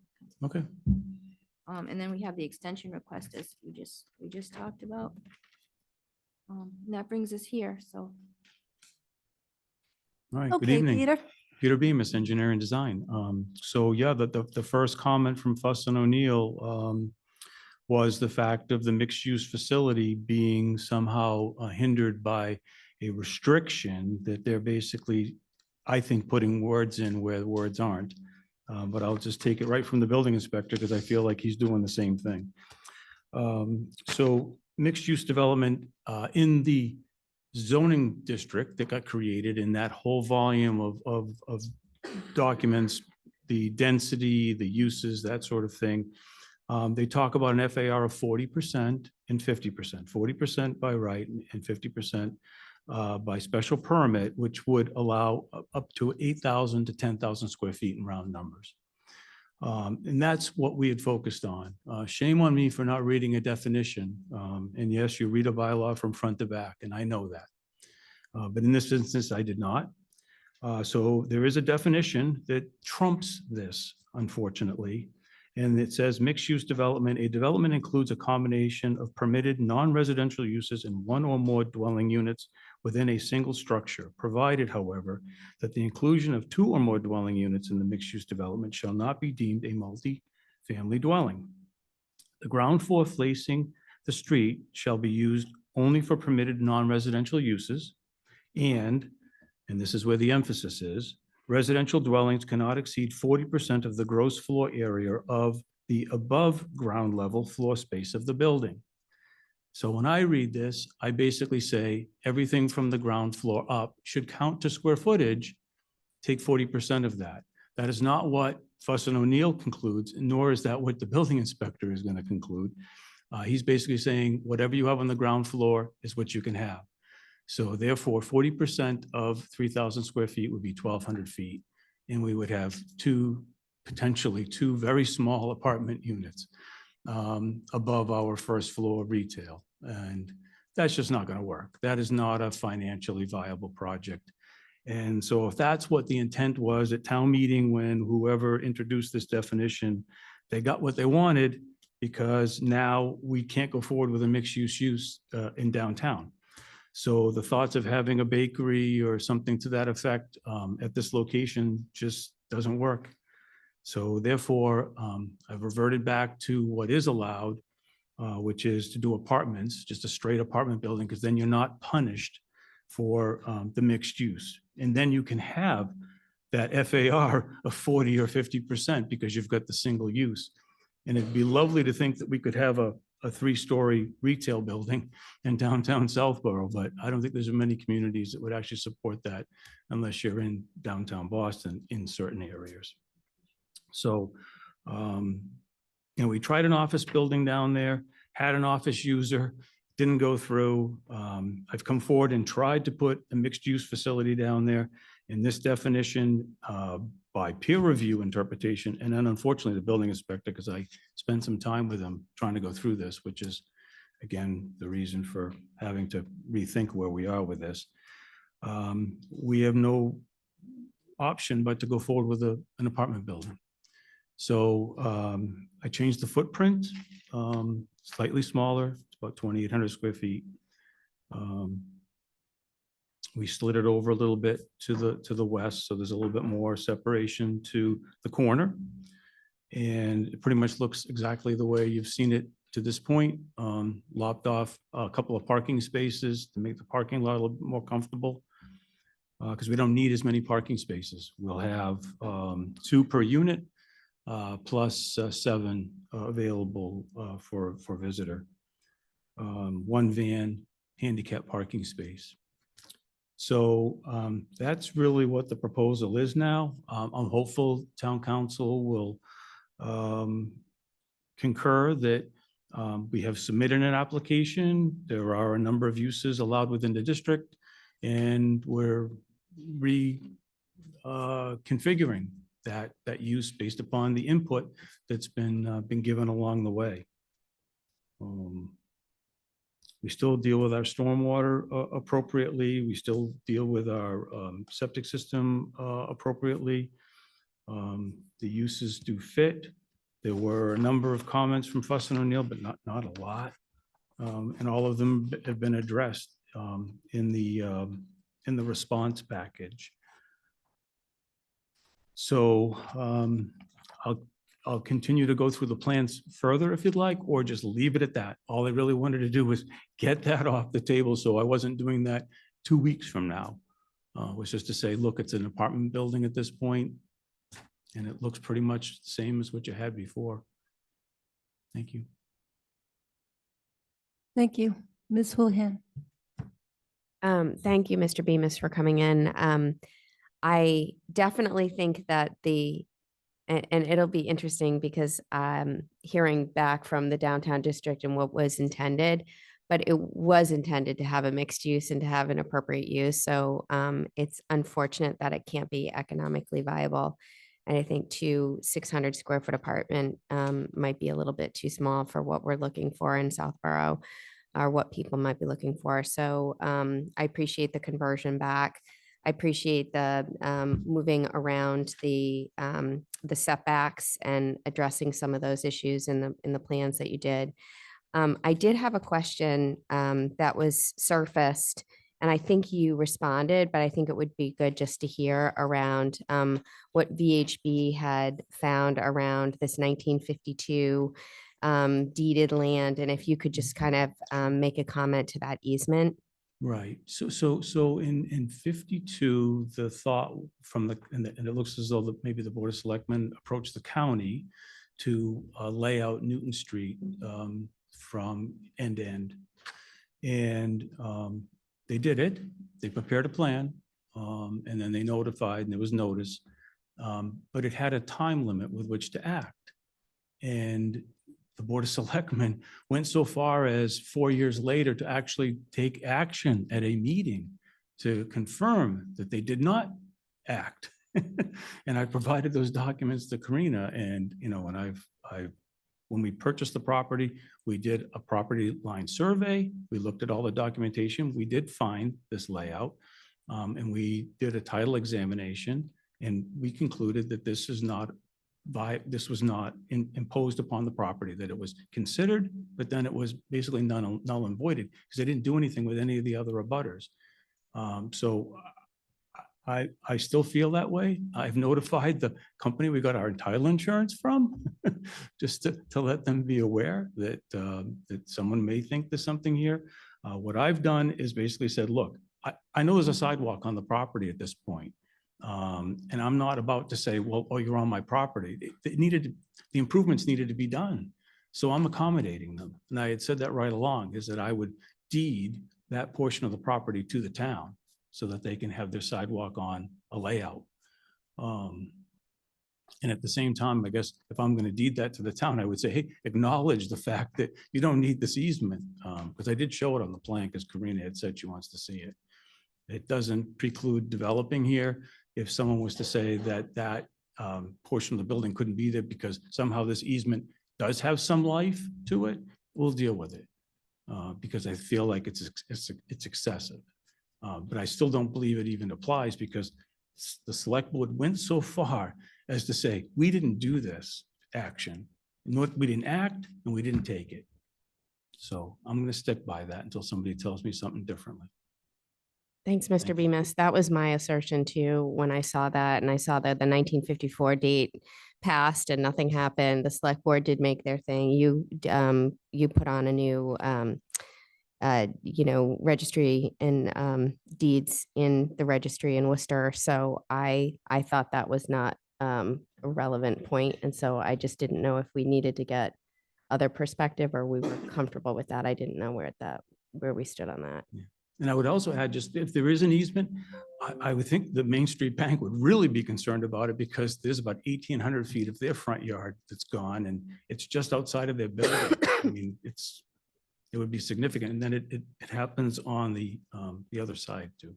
Plus all the way up Newton Street. Right. So Deerfoot Farms, I mean, it affects a lot of properties with a lot of real estate area that all of a sudden no one has been taking account of. So it's not just me. There's probably 30 other property owners there that should be concerned. That's all I had. Thank you. Thanks, Thank Mr. you. Bemis. Mr. Murray? Hi, Peter. Thank you for Yep. coming in. I know this has been a long road for you. I sat on the ZBA when you first came in before the Right. downtown district, so. Yeah, thank you It for is supporting it then. It's disappointing. But I have to thank you for your patience and, look forward to the next part of the project. So thanks for your flexibility and thank you for coming in tonight. Okay, thank you. Ms. Brascio? Thank you. And thank you, Peter, for coming in. And I did try to dig back to the downtown district because the boards were unanimous in what was brought forward to town meeting. So I am trying to dig back through old emails, but again, it's going back quite a few years. I'm just trying to find out, potentially why that was put in. I know it was a suggestion, and Mimi, I don't know if you remember specifically either. There was a suggestion and that's why that was changed. I'm gonna see what I can try to find out about it, You know, Peter. if you could, just because I think it may have happened on the floor because I had the It article. wasn't on the itself. floor. Really? Yeah, The I'm article pretty sure didn't of that. seem to show a definition that I saw. Yeah, so Because it contradicts what's inside the. I totally understand what you're saying. So I just want to look back to see, I think it would be interesting for all of us to know, obviously we all took part in trying to craft something, but I can assure you the intent was to not allow mixed use. So I don't know if that's something that needs to be fixed, but I mean, it's certainly something that I would like to be able to give you an answer as to how that came to be in the bylaw. Thank you. Mr. Stein? So, Peter, I'm curious, what was your initial interpretation Yeah. Was it, Oh, yeah, well, no, I didn't think that there was any restrict, I mean, honestly, the restriction I thought was the 40 and 50% that's inside the downtown district. Jesse, so if you go to the district definition and the density and the requirements, it talks of the 40 and 50%, 40 by right, 50 by special permit. It's not until you actually go back to definitions that all of a sudden it would alter your interpretation of the downtown district. So that's the problem I have, is that I did not know to look. It doesn't tell you, like in the downtown district, go to see definition of multi-use building. That's why I'm saying is that I'm just disappointed, frankly, in myself for not going back to definitions. I didn't expect to have to. It's really what it so comes you down to. didn't, when you formulated the initial plans, you weren't aware that there was any restriction on floor area for the residential part at all, right? Right, no, well, I knew I had to stay within 40 or 50% of the whole building envelope, which is what I've done. You follow me on the FAR? Yeah, yeah. It's just- 8,000 or I think it's 10,000 square something- feet. Yeah, it's something I feel like the town probably should consider for, review going forward. But No one's going to do That's a anything bigger with this question. bylaw the way it is. Right. Especially if the footprint is what's going to be used. I thought I might have had a fighting chance. I actually went in and spent a great deal of time with Chris Lund to say, Chris, the words don't say what you're interpreting it to say, but he's the building inspector. You know, that's where the authority ends. It's not even with this board at this point. It would be his zoning interpretation. And at only 40% of the gross floor area, that's 1,200 feet. That's just not going to work at all. It's not even close. Whereas I thought if we took 40% of the entire building envelope, then I might have been able to be creative by doing lofts or something. That's where we started going, when I first started looking at. And I talked to the architect, we came up with some plans. But then when he made that conclusion, I was like, forget it, I'm done. yeah, I'm sorry to say it to you that way, but I'm very much done. I think the only thing that's going to work is to do an apartment building, unfortunately. yeah, I completely agree with you. That's really problematic. So on the parking, it seems like you're, jumping ahead a little bit, but is there any way to make this work with the correct width of parking spaces? No, I did the 9.5. No, I Oh, didn't, I I didn't ask for misread the it. I'm waiver sorry. I anymore. thought you- I Yeah, thought yeah, you were saying it had to you'll be see that. I took it out. I All did right. everything trying to make it simpler for everyone going forward here. All right. Well, thanks, Peter. Sure, Karina, thank you. have we made any progress working with DPW to answer the abutters infrastructure concerns? Yes, we received a memo from the DPW regarding two things. It's my understanding, and anybody can get a copy if they want, that the memo he described is that the drainage that is involved with Peter's property is very small compared to the watershed area. Yeah, it's about 50-acre watershed and we're half an acre, so it's 100th the size of the Right. whole area. And what we're basically making we've widened the area where because the restriction is basically the culvert at the end of next to the railroad tracks. So when we did our site plan, we actually, with conservation, we made a wet basin there. We made it as big as we could so that even more water can get through the culvert. So if anything, we've made it better than what could possibly happen there. And yes, our water does get discharged there, but we're discharging at a rate less than what we are under existing conditions. So, but yep. Jesse, so that memo is dated January 9th from the DPW. Did you see that memo? No, Okay. but I will look for it. I think Thank it's you. in one of the prior meetings, but it discusses all the water aspects there and runoff.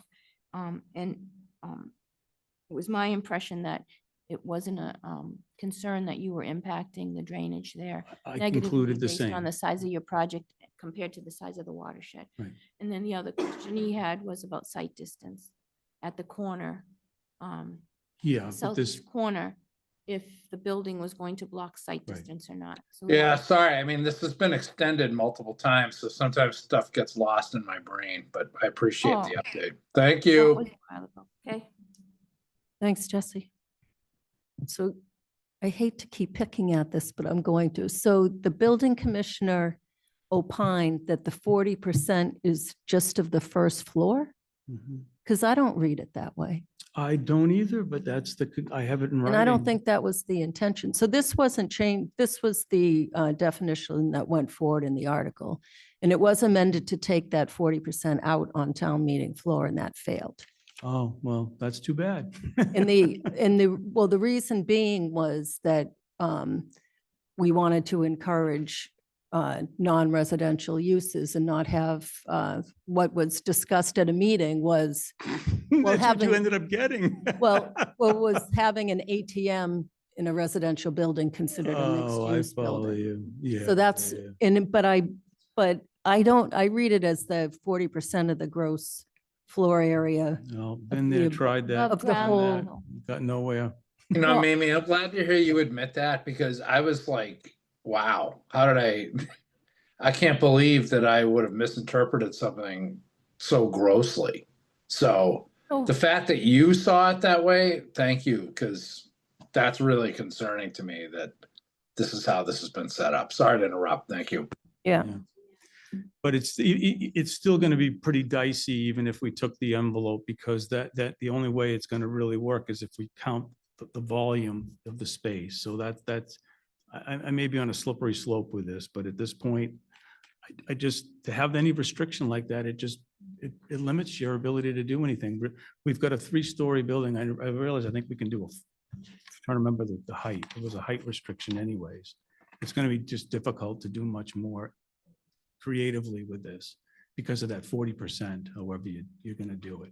It seems like it could get closer when I So- realized it was even there, because I would want to put in the 9,000 square feet. That's what I applied to you for, because it was just a square box, rectangular box, if you will, when we started. I've since hired an architect that's drawn up, I think, a better plan if we're going to go all residential, which is that. Mimi, can I ask, is this something that, I mean, we interpreted a specific way, and I know ultimately it's the building inspector's call on this, but I'd be interested to hear council's thoughts on this as well, because I mean, I understand sometimes the intent isn't, or always how it gets put on paper, but I know we had a lot of talk, and I do remember now that you say that about the ATM, that was the fear that just a small little ATM would go in. I mean, is it appropriate to ask council, or does this totally have nothing to do with council and it just falls strictly under the building inspector? Well, he's the code Agreed. enforcement officer, so he interprets the code. But I mean, I don't think it would hurt, but I don't think Peter wants to bounce back. Well, I mean, I wanted a good project here. That's why we've gone ahead and done all of this. But at the same time, I can't wait for a zoning article change if that's what we're going with this. But what Chris, I mean, the takeaway with him was, why is this even here? Why are we restricting this type of use? It seemed unwarranted. It should be encouraged versus discouraged. So it would have been great just to have the board have the latitude here. I mean, you folks are going to make the best decisions for the community. That's what you're elected to do. So therefore, having the flexibility, leaving it to your discretion would have been even easier. So, you know, if it works, it works. If it doesn't, it doesn't. Can I ask And another question? unfortunately, I just, because this is a definition, I just don't think there's going to be any movement here at all. Well, yeah, it's the interpretation of the definition. I interpret it differently than evidently. Is it fair to say this comes down to a 1-sentence issue at this point on the definition? It's the end of the definition. Yeah, it's the last So- statement in the definition. Lisa, can I just read it? So Well, you he- understand? I I just want read to. it to you. So it says, and residential dwellings cannot exceed 40% of the gross floor area of the above ground level floor space of the building. Now, I could be wrong, but I agree with Mimi that above ground level floor space means anything above ground level, because it specifically says after that, no residential dwellings in the basement level. So it was supposed to preclude apartments from going into the basement. Okay, for various reasons. But I don't think, and the 40% is the gross floor area of all the floors. 40, and I think you had trouble meeting that with 4 units. If you took the gross floor area of the whole building, not including the basement, because you don't count that, and you were at like 50-something% with the 4 units. Well, no, we have 2 stories above the first floor. So Yeah. again, if we're doing that, we either are counting, we're going to count the first floor, but I just don't see the math working. But I'm If- saying if that we use Peter round had numbers, trouble 3,000 meeting it square if you feet. interpret it the other way too. Like if you went to, because you wanted to do lofts or whatever, but even if you didn't do the lofts, they were small apartments, but you still exceeded 40. Your second floor and your third floor together. Right, it's 6,000 square feet, 3,000 on the Yeah. first floor, 6,000 on the upper floors. But your total square footage was like 7,200 square foot gross floor area.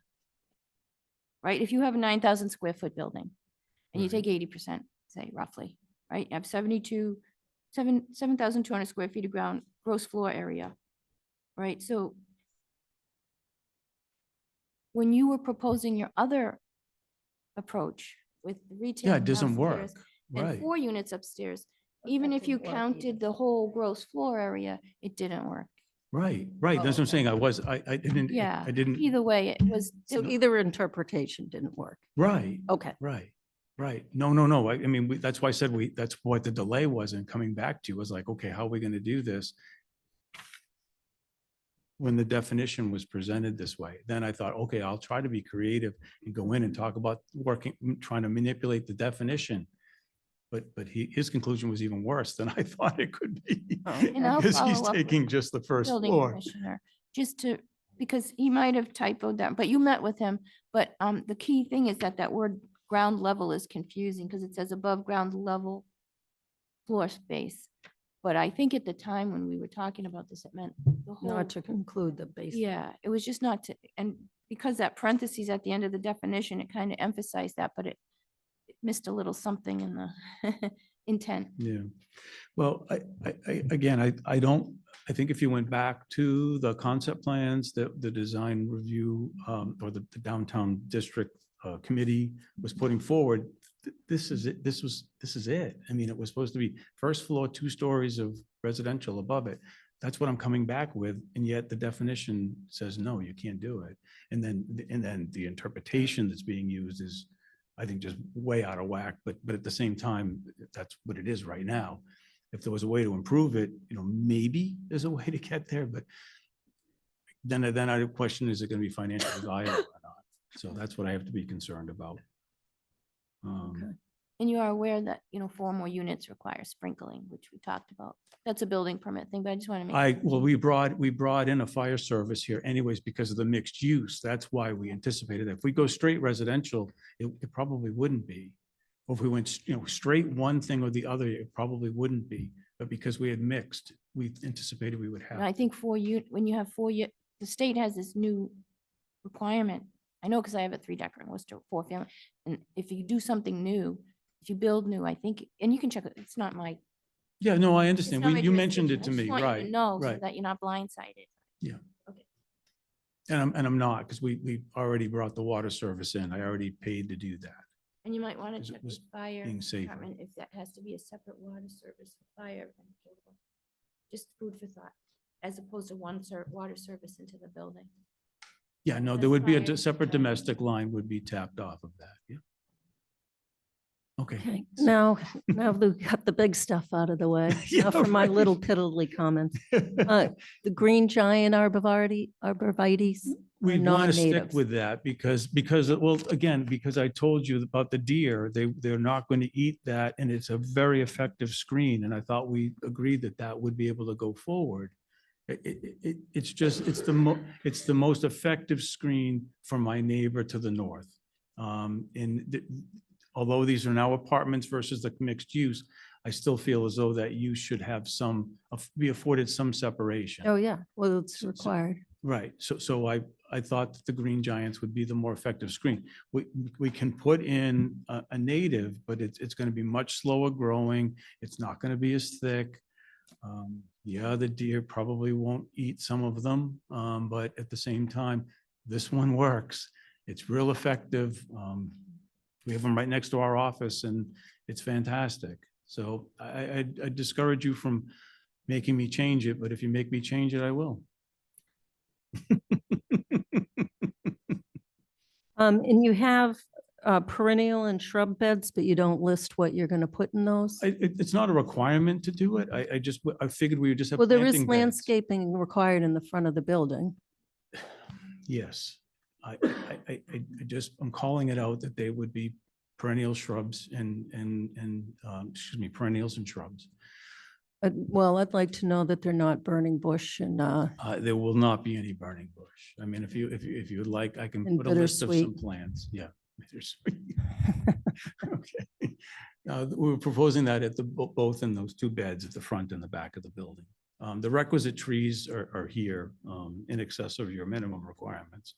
And then the two trees, the sweet gums, those are a tree that has a columnar shape because the wires are there. I don't want to put a tree that's going to have a big crown and then it's going to look great for 10 years. And then in years, 15, we're worrying about hacking it back. And then in 25 years, it should be cut down. So I tried to put something there that will withstand the test of time with the power lines being there. and trees are required to be 3-inch caliber. I thought we put that, but okay. I'll And change there's it. a note that about a fence. Where's the fence?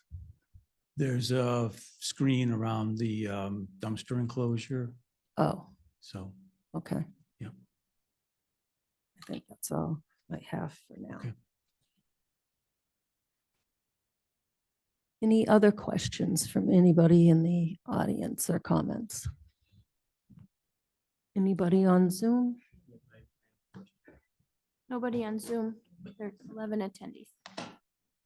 Right up to them.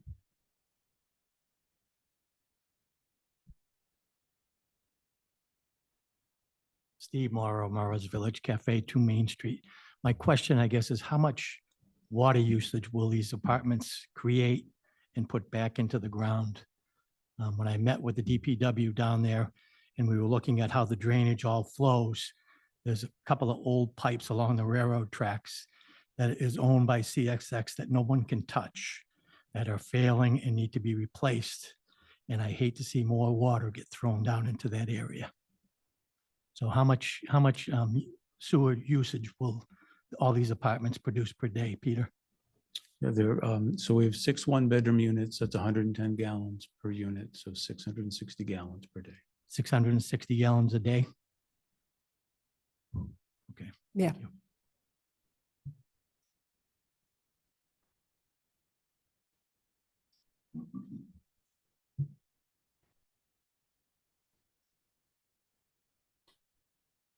It would be less water usage with residential than it would be with the mixed use.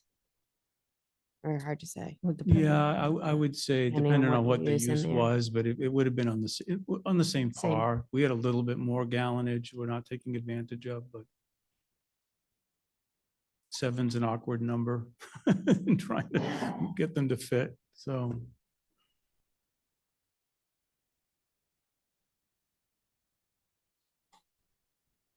Do you have a septic system already laid out there? You have to reapprove it? right? Well, yeah, eventually, when we're finally done with everything, we would go back and get a final plan done, but it's been, that part's been done for a while. So we need to hear from council whether, because it's a change of use, I whether, understand. just to make sure that we're The following u- the Yeah, correct the use legal- was part of my application, but now the densification of it's different than the original, but we've eliminated the other use because of definition. I'd gladly go back. Maybe you could get town council to opine about your flexibility and being able to change what I thought was a really good project, mixed use, because It's not an ATM that we're proposing to put on that first floor. Oh, I know, but we can't change the definition. I just interpreted it differently Okay. than the building Mhm. commissioner, but evidently it wouldn't work that way either, so. Okay, so even though we're waiting for town council, we're gonna still go through this process of extending our decision due dates. Yes. Okay, so let me do that first and then we'll do the public hearings. So I make a motion to extend the decision due dates. I'm gonna combine them if that's okay. For Ronnie, here. Are you- Yep, I got it. For 2 East Main Street Mixed Use Building, MSPA and the SPDD to March 14th, 2025. My second. I have a motion and a second. Any further discussion? Seeing none, all in favor, Latrell, yes? Houlihan, yes? Demiria, yes. Brascio, yes. Stein, yes. Okay, I make a motion to continue the public hearing. We are going to February 24th at 7:10 PM for 2 East Main Street Mixed Use Building, major site plan approval, and 2 East Main Street Mixed Use Building, special permit downtown district. And I second. I have a motion and a second. Any further discussion? Seeing none, all in favor, Latrell, yes? Houlihan, yes? Demiria, yes. Brascio, yes. Stein, yes. We're continued. Thank you. Thank you, Peter. See you in a couple weeks. I think he's staying here. I for gotta hang 26 out for the hours. next Oh, one. you're too. staying. Can't get rid of you that easy. I No. guess. This, we're gonna do the same thing, though. I have given you a continuation on this as well, but I thought I would at least bring an update to allow it to discuss.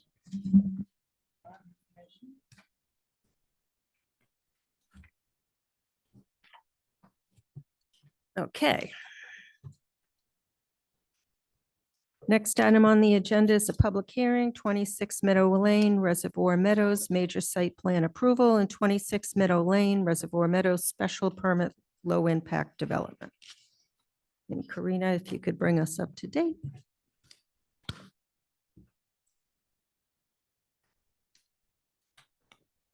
Oh, and one more, 26 Meadow Lane, Reservoir Meadows, special permit, major residential flexible development.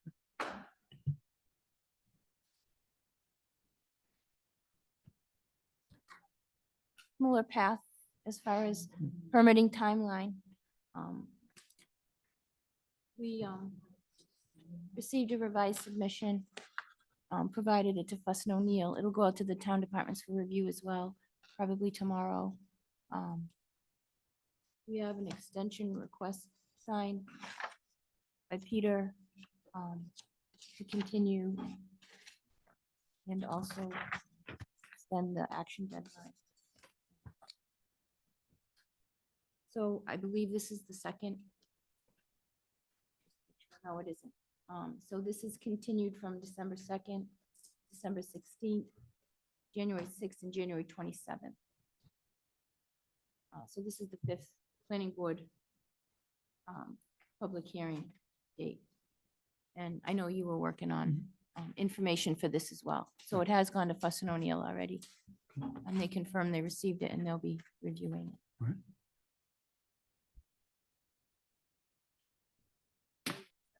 I am sorry. Thank you. And this also we received on Thursday afternoon. Don't disagree. So again, it'll be brief. So you have the extension, we're good for next meeting and decision period. So thank you again, Peter Bemis, Engineering Design. So the things that I wanted to focus on tonight, just to present it, was that some of Fuss's comments seem to not understand what we're trying to do here. And I think the board understands it, but I think it's just worthy of having the conversation, and that is a condominium, basically, a single development site where we're going to have these 4 independent buildings, of which one building is a duplex. And by doing it this way, we can avoid this conventional plan, which would be, I feel, far more impactful.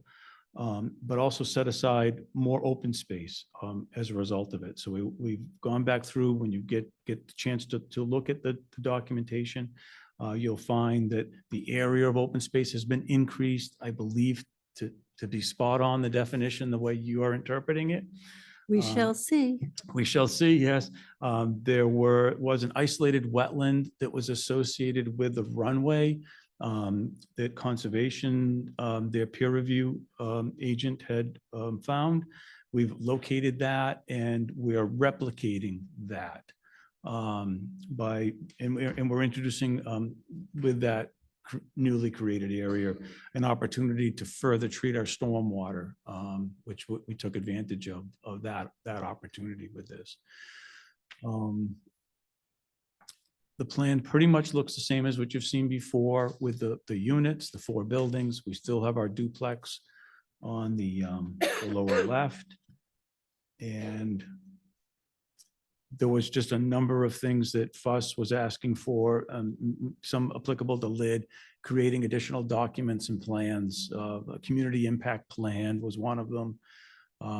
We did have a separate test pit plan, but I think Zach prepared a totally separate test pit plan so that they would see all the test pits on one document. And there was one other supplemental plan that we had to do as well. It was another lid plan, but those are now in the set. And then there was also a cut and fill plan. So, when you get your set, so it shows all of the grades and the relationship of what's a cut and what's a fill on the site, so that we could properly document that. So you'll find that, I think you'll find that we've addressed every one of Fuss's comments, taken the project one step further with this. And again, I still feel strongly that this is the right way to deal with this project. We're eliminating almost an acre of runway. So there's a lot of pavement that's being removed with the project. And when we looked at it, we didn't look at it. One of the suggestions that they had was looking at this as a big, huge global watershed. And that would have really diminished the impact and effect of what our stormwater management system is, which is that we looked at it on a finite basis, so that we were really taking into effect what 4 houses are going to do in that isolated area versus trying to diminish those mitigation measures. So this is the right way to do a project of this scale and scope. And I hope that when Fuss submits this back, you'll see that we've done it properly. Thank you. Mr. Stein.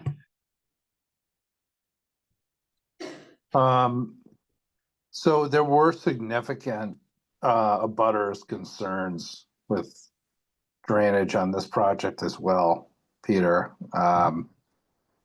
What kind of mitigation measures do you think we can expect?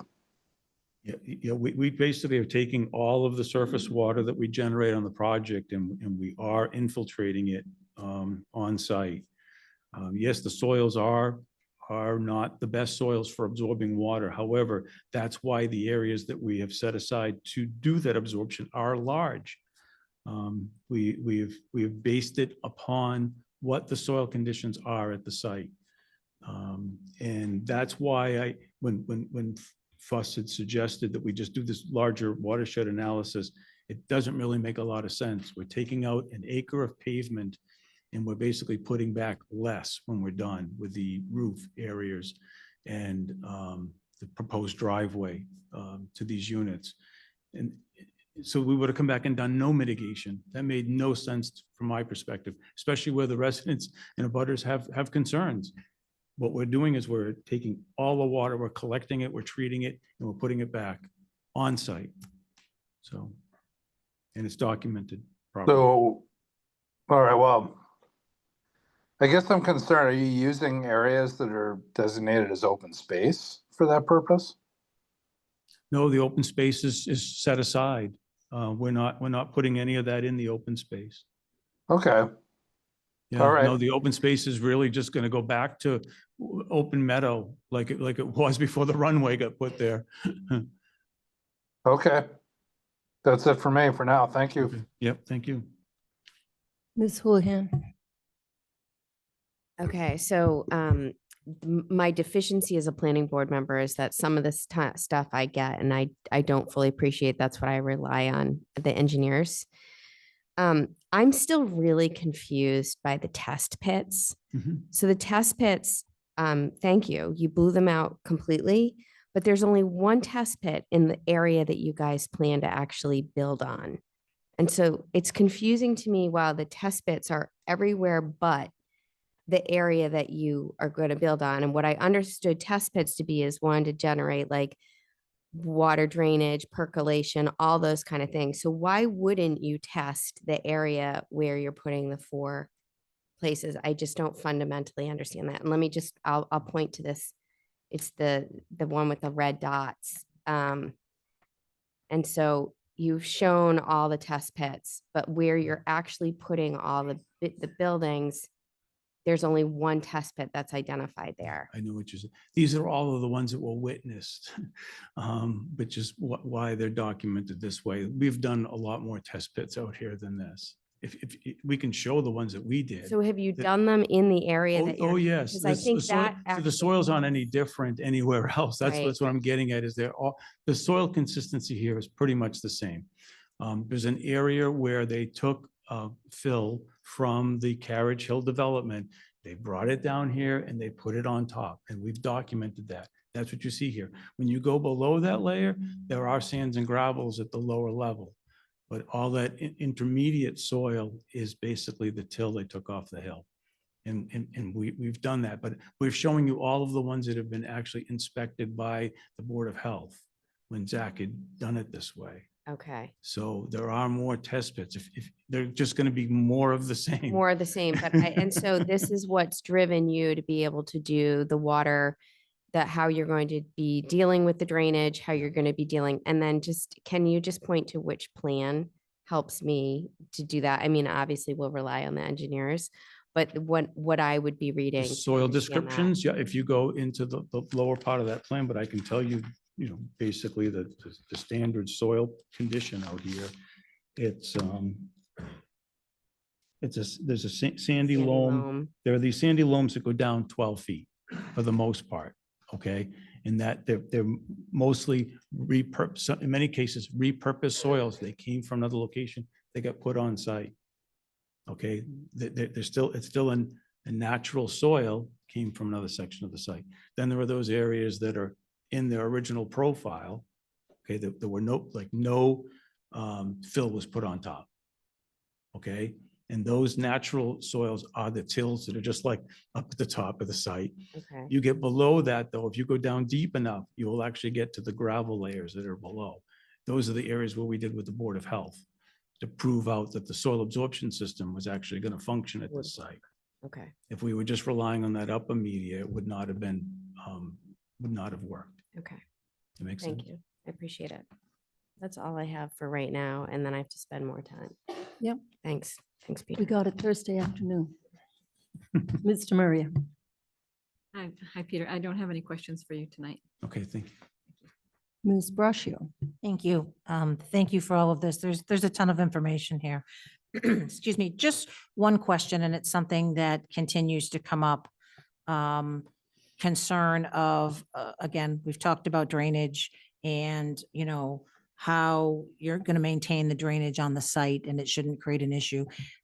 Again, I just want to reiterate that is the plan, that there is no intentions of any runoff or, to make any drainage issues that may be there on the site worse, because I've heard that from many people. So. Right, their concerns were our concerns before we even undertook any of this work, was to do this, we were going to address 100% of our stormwater that's generated. We're going to collect it, we're going to treat it, we're going to control it and keep it on site. And we Okay. do overflow onto our own property. There is a small section that does tie into the municipal system, and we do that at a lower rate. And then we also provided a means for the municipal system to discharge, because there wasn't even a properly created easement for a storm line that went from Meadow Lane to the reservoir. And we documented that, and we created that through a process with the Board of Health and the Board of Selectmen. Okay, perfect. Thank you. I just wanted to take a second and address that. That seems to be one of the common threads that, that of concerns that keeps coming up. So I appreciate you taking the time for that. Thank you.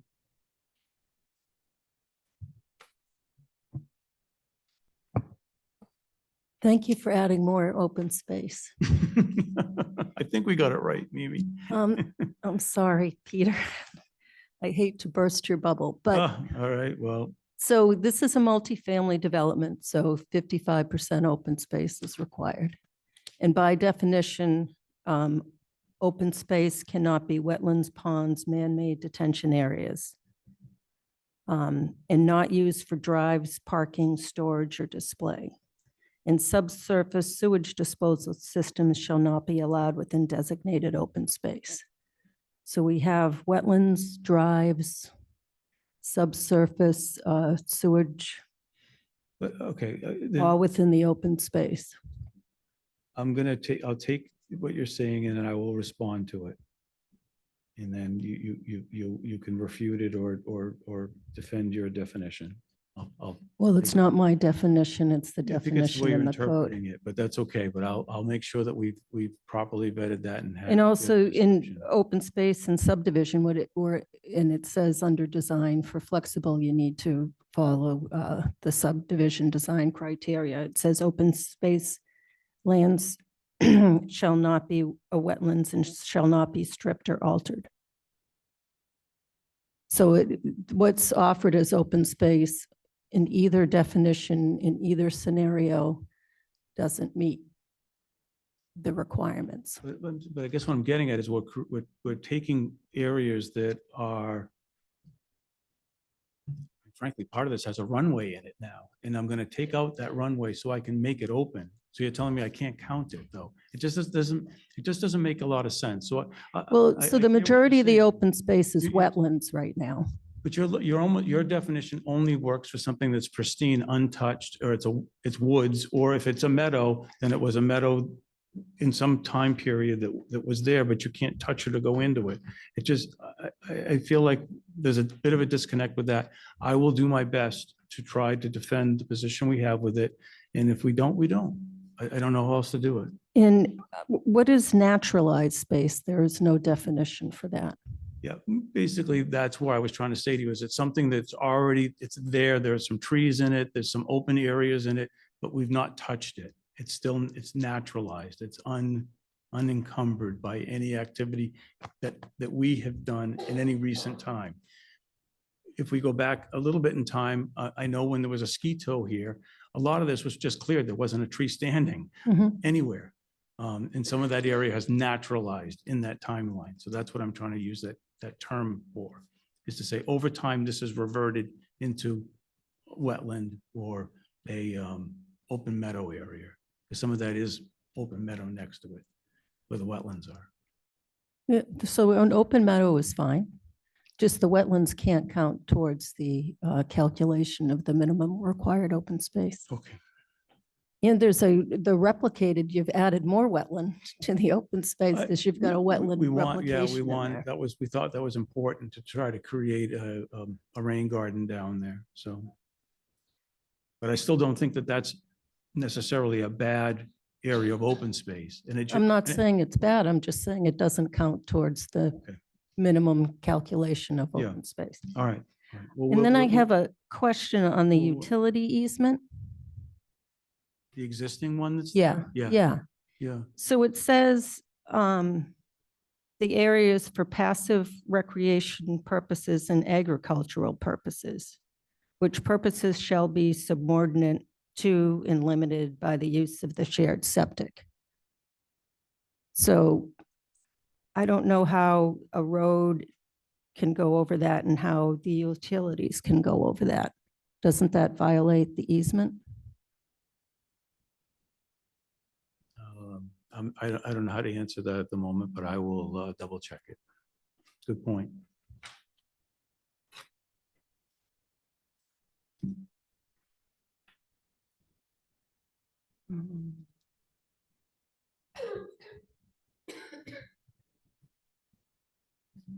So under 174.13G, approval is based on considerations of 174-9 in Article 4 of Chapter 244, which is subdivision control. And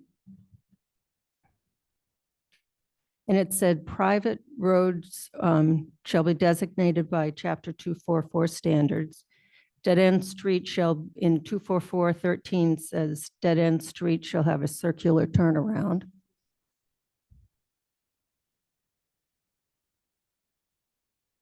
But we're not, this is a private driveway for two homes. I don't, we're trying not to have a conventional project here. Mhm. So what, I'm not trying to meet that standard. You're telling me I have to meet? But that that's one of standard? the approval criteria. And that they, Well, I think it would be if I was putting in a street as part of the project, but we've deliberately tried to stay away from that. so now you're saying it's a driveway, but it's not a common driveway. We didn't want to have two separate driveways to these two homes going to the back of the site. Could we do Okay. that? Sure, we could do that. I would prefer not to do that. If I'm that's the way- I'm that's the just way trying to around it. understand. 'cause- No, I know, but if that's the way around it to avoid it, I guess that's what we could do, but I would prefer not to do that. There are hydrants on Meadow Lane. I think it's right across the street. And one of the residents probably could tell me better. But I think it's on this side, the south side. And I think it's near that area. So it's not that far away, Karina. I'll be happy to put it on the plan.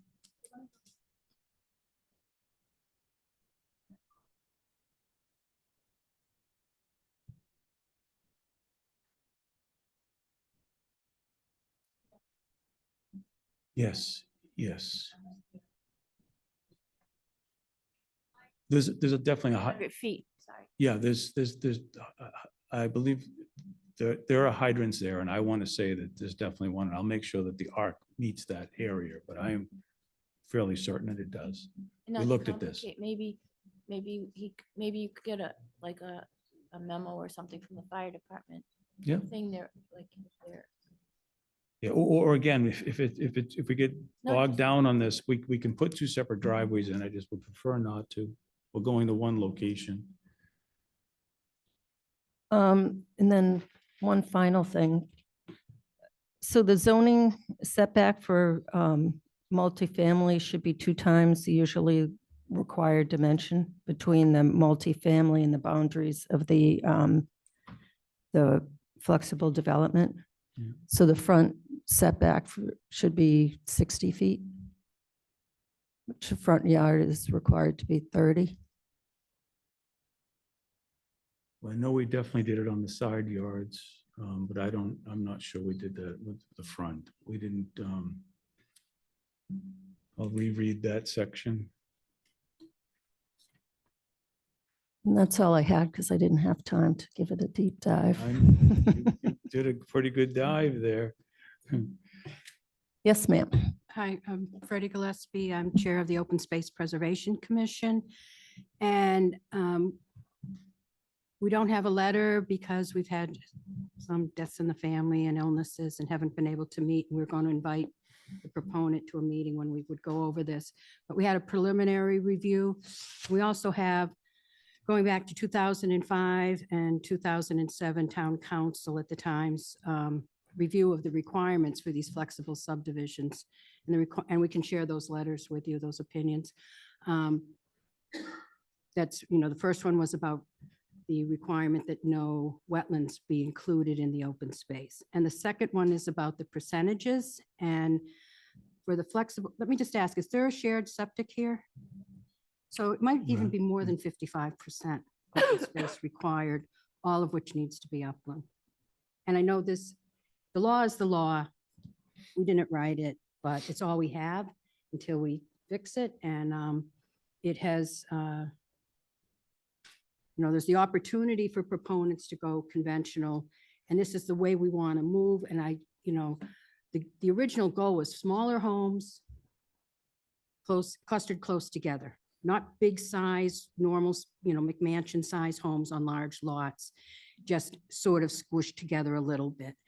And I'm not seeing a big difference really in the available land between the conventional and this flexible when you look at all the constraints on the property, which, you know, I understand it's a hard property to develop, but it's a hard property to develop. And, you know, we talked about this when, what, several years ago. One of the issues is the easements. I don't know how you can have an easement that allows something to happen on that land that would disturb the requirement for preserved natural open space.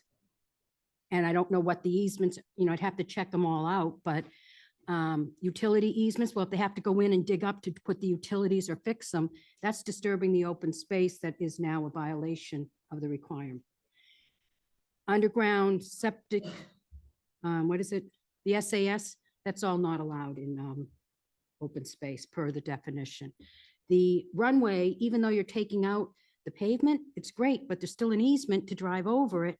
And the requirement isn't whether you have pavement or no pavement, it's you can't have a drive. And if somebody has the easement to the right to drive on that, I don't think that makes the requirement.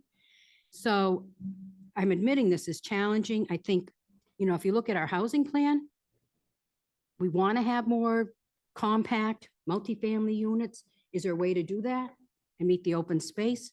You know, put them smaller. I mean, you could have 2 duplexes, I believe, on this property, right? I'm not designing it for you. I'm not telling for the neighbors what they want. I'm just saying for the open space, if you're going to make the open space work, you have to have uplands. You can't have the driveways. You can't have the underground septic. You can't have the easements, in my opinion. I'm not a lawyer, but I think we do have a lawyer's opinion. We could go through, if we had the letter, we could go through the zoning code if you want to do that with you at some point. But if it's a shared septic, there's a requirement for more open space. And now I've got on top of the shared septic, I think it's additionally the requirement for up to 20% more, another 10% more open space for the percentage of multifamily units, which comes to, I think, 16%. Well, by definition, single-family detached dwellings on one lot are considered multifamily. So it's an entire multifamily development. Because there's only one lot. They're not separate lots. Okay, so another issue, just saying, there's a lot of different components here and different parts of it. It's the flexible subdivision. First, you have to meet the definition of open space, which is under 174-2 definitions. Can't be used for drives, no wetlands, ponds, man-made. That's the other one where you're doing the infiltration. Does that qualify as a man-made retention area? I mean, you're putting water in. Maybe that is, or maybe it isn't. No subsurface sewage. Can't be in the open space. That takes out a big chunk of your, and you know, I'm hoping you can find a way to make this work, but there are specific requirements, you know, preserved in its natural state. And to preserve something in its natural state, I don't think you can go in later and have an easement that would allow that to be dug up. So we'll try to set up a meeting when you can come, if this gets continued and you're interested, but there's a lot of concerns over the open space. And I have one other comment that I went through the peer review. And this is part of our zoning code, and I didn't see any mention about, and I've been making this comment for over 20 years, 25 years. Why isn't the peer review commenting on this part of our zoning code? Because it's really unfortunate and really not fair to the volunteers of the Open Space Commission to have to say this kind of bad news to a project proponent when it's stated in the bylaw. It's not subjective. It's not our opinion. It is what it is. And if we need to change it, we should work on changing it. But this is what we have. And it's really not fair for us nor the planning board to have to make these decisions, even though we have opinions from town council. Really, peer review should be doing this work. I shouldn't have to be sitting out here and multiplying and circling and coloring and, you know, what counts, what doesn't. That's the paid peer reviewer's job. And if you have a new one coming up or a new contract, please make sure that happens. Thank you. Mimi, can I ask Freddie, for your meeting, are you going to need a set of plans? Have you been provided a set of plans? I Karina, do had you one. I have? don't know if we have the most recent one.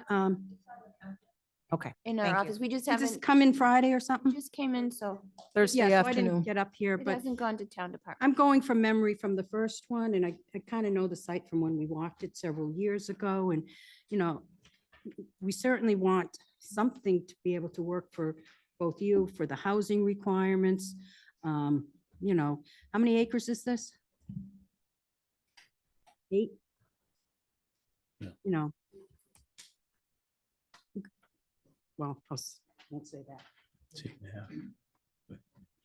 So I just want, just to be clear, all the concerns that Freddie brought up, they are broken out in the same, your comment regarding what's a septic area or what's this, those were not counted.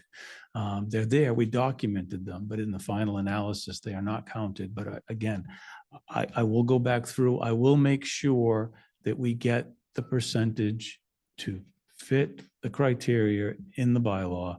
And I would ask that if Freddie does have this 2005 and 2007 opinion, that they be made available to us. So possibly she could just forward them to Karina as the conduit. I have them. Or you, all right, then just provide them to us, so we have it.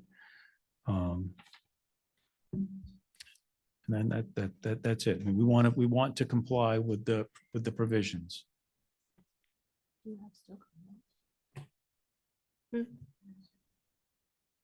Oh, I just have one more thing. In your notes, you refer to parcel C, but there is no parcel C to be conveyed to the town.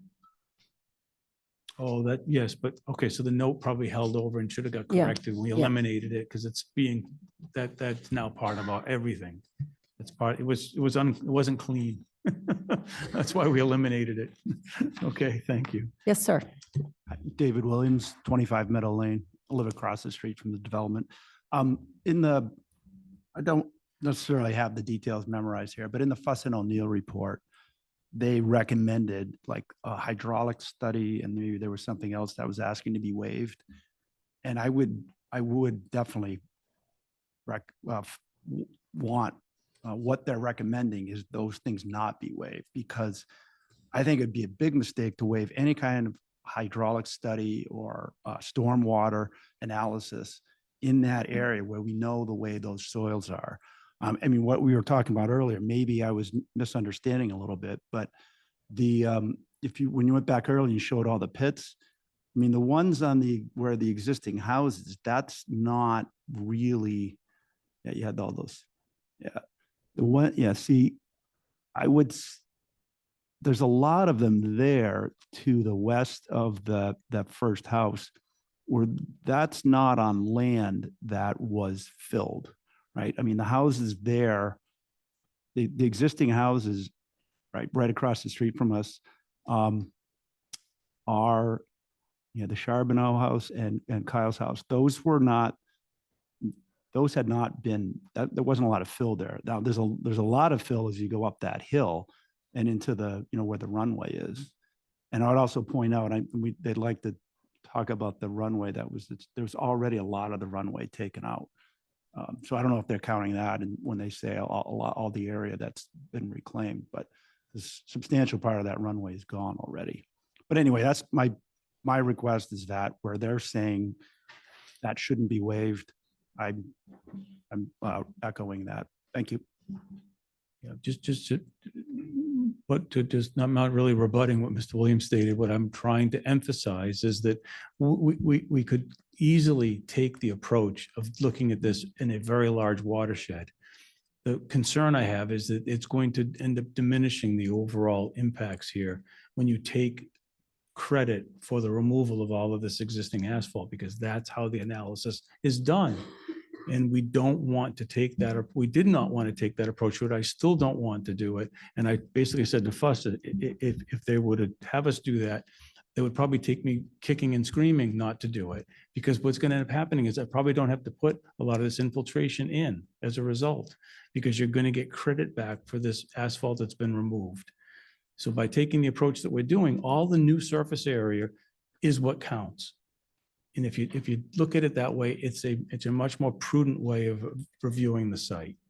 Because now you're looking at what is your real impacts and are you addressing them all? Yes, we are.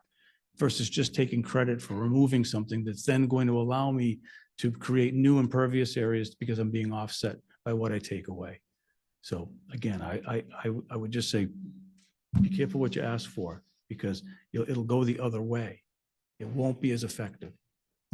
So, thank you. Yes, sir. Hi, I'm Tom Purcell. I am Your address, sir? 29 Meadow Lane. Thank you. There's if you bring up the detailed view of the plan.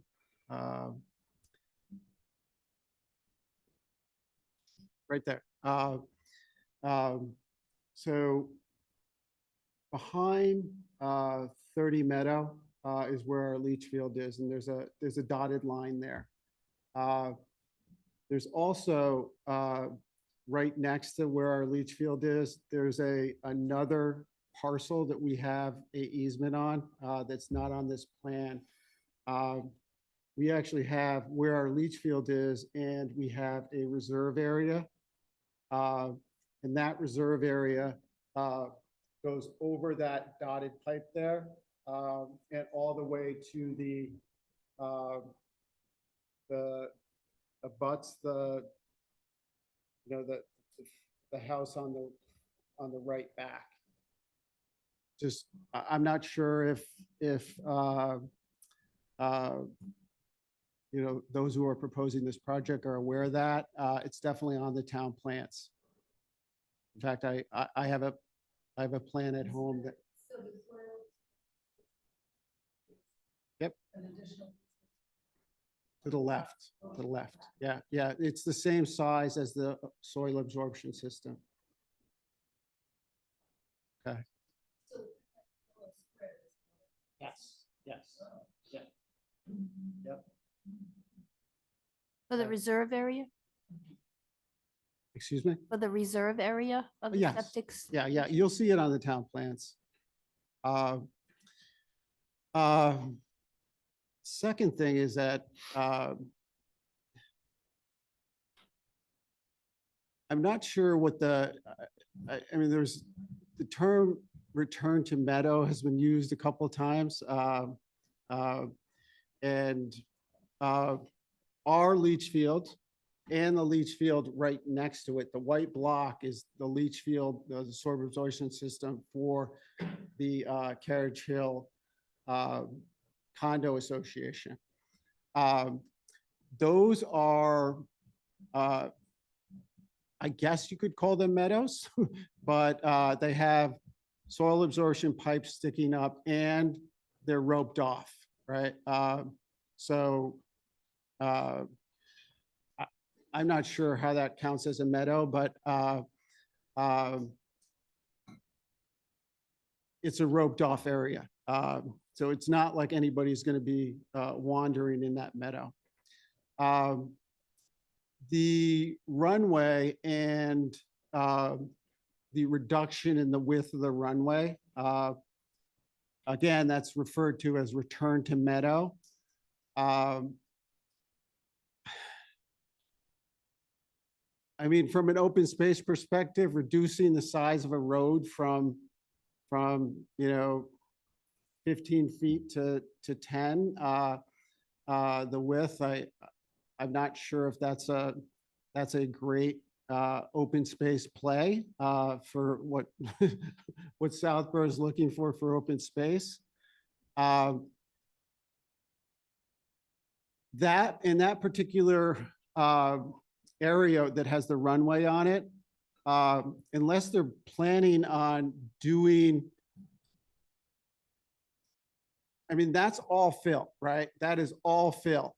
Nothing is going to leach in that area. So they can remove the asphalt, but what's under it is there's nothing that's going to leach down there.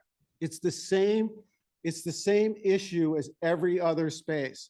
You can remove asphalt, but if you have clay underneath, that's not going to help drainage. It's just going to be water that's going to, and that's why the wetlands are there, right? The area that aren't wetlands, that's all fill, right? Impenetrable, right? Nothing can get down in there except for where they dug out for our leach fields. And even our leach fields have difficulty.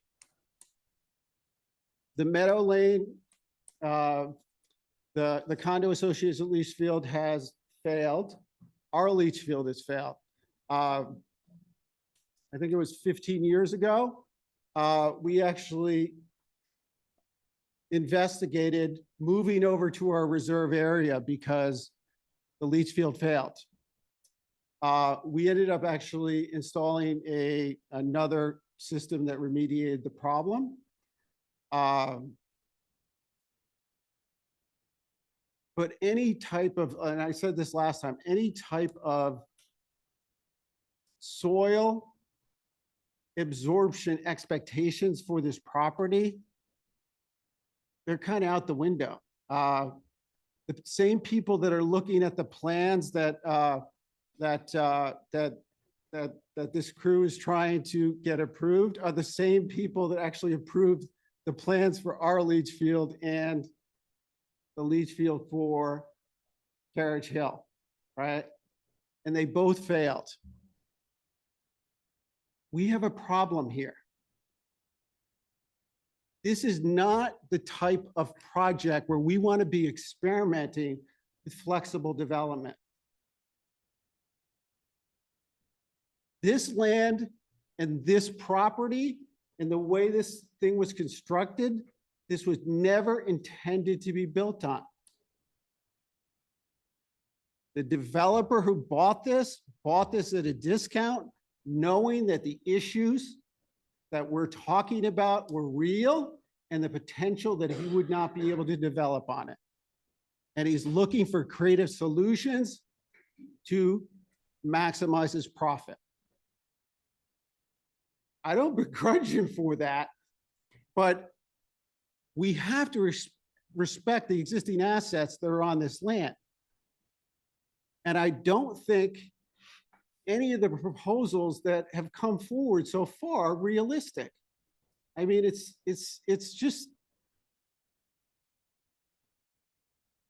I mean, if I were in their shoes, I'd be asking the question, how can I do something on this land and remediate the issues that are already there? They've never done that. We have all these infrastructure on this land. And if there are problems, we have no recourse. We had a friendly relationship with the Callander estate. Since the land has been sold, different story. And I'm just not quite sure what we should do. I'm not even sure if we should even comment on this proposal because I don't even think that it's a realistic proposal. I really think what these guys need to do is start from square one and try to understand what the existing concerns are and how to minimize the impact on the existing infrastructure as opposed to how to maximize their profits. That's it. Thank you.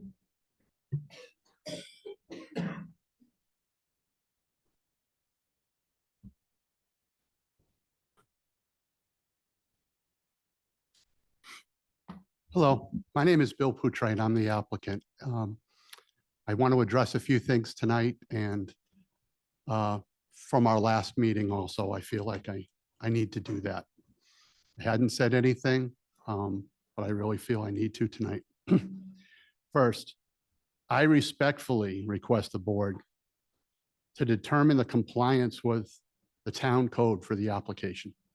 That's it. It meets town code and we're permitted to do it.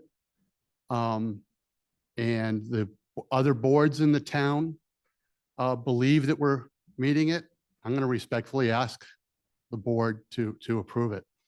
During our last meeting, there was some very disturbing comments made. I have no problem whatsoever with anyone voicing concerns over the viability or the legality of our project. What I can't and what I will not permit is any abutters slandering me, the board, any town employees, and I would hope this board would support me in these feelings on behalf of the town. We can't allow that. Slander and character assassination are clear in the last meeting and have no place in this town, none. At the board's request, I reached out to all abutters, clearly stating that I would be glad to hear their concerns and attempt to address some of them. I only had one meeting with two separate abutters. I requested follow-up meetings with those abutters on many occasions, but received nothing but excuses why they couldn't meet, and not one other abutter would meet. The board asked me to reach out to the abutters. It's exactly what I did. Also, to restate, I have many emails showing that I have been in contact with the abutters about these plans for over a year prior to the last meeting on December 4th. In my opinion, and the opinion of the others, these abutters are just acting as obstructionists. I've been told by neighbors, and I'm going to give you some quote, duplexes are a transient housing type. All duplexes, transient housing type. I've been told, quote, this type of housing doesn't belong on, quote, this side of the town. And most disturbing, it was requested that I pay $50,000 for the association, for which one member of that association characterized that in a letter as extortion. Now, I have a copy of that letter right here, if the town wants to put that on the record. This is what we're dealing with. We need to stop the nonsense, evaluate our request based on compliance with the town bylaw, adherence to the comments by the independent review engineer hired by the town and paid for by me. They are the experts. Nobody else. The experts are the engineers. That's the reason why we have independent review. It's the reason why I hire engineers. It's the reason why that's there. And any appropriate feedback from the board, obviously. I want to do my best. I've lived in this town for 35 years. What I will not have under any circumstances is anybody assassinating my character or stating their implied state of mind that I have. They have no business doing that, nor do they understand what my state of mind is. I've been in front of this board before, and never have I looked to maximize my profits, even though I have every right to do that. The first project by the church that was approved here, very similar project, I could have had 7. I did 6 and donated land to the church. In this case, I can do 6 and 2 duplexes. And I'm coming back with 5 because I think that that's what's right. I think what we're trying to do is to end up, we took a lot of pride in making sure that the non-permeable material that would be on this site would be less than what's already there. Couple of comments by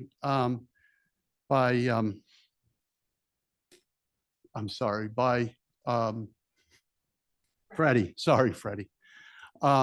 Just to answer a couple of the concerns and a couple of the comments made about that runway. The runway that you see that we have left, it was initially 30 feet. The entire runway was between 30 and 32 feet all the way down, okay? There's about, Peter, what is there, 12 feet that we left at this point? Right. So we've left 12 feet for the easement that would be used by the person at number 30, which he's absolutely fine with. So we're not going from 15 to 10. We're going from 30 to 12. There's been many occasions where you've looked, and if we are to make the statement that grass can't grow in areas that are fill, that whole front area is grassed. All a grass meadow, all of it. So by their own definition, that's all fill. Grass can't grow on that. With regards to the properties at 20 and 22, saying there was no fill on 20 or 22. You have the test pits right there that were witnessed by the town on 20 and 22. And there was fill on both of those sites. So to make up things and create stories of things that just aren't true, that are inconsistent with the tests that have been done, is a disservice to me. It's a disservice to this board. It's a disservice to the town. Again, I respectfully request that you give me the opportunity to bring a proposal to you that meets the town code and your concerns. My commitment is we will do everything in our power to do that. But I also at the same time ask for your commitment to not allow character assassination or slander in this room on behalf of the town, because I won't tolerate it. Thank you. Thank you. You know, there was a Supreme Judicial Court decision that people can say whatever they want in public You can't comment. slander. You can't slander. The Supreme Court will never authorize slander.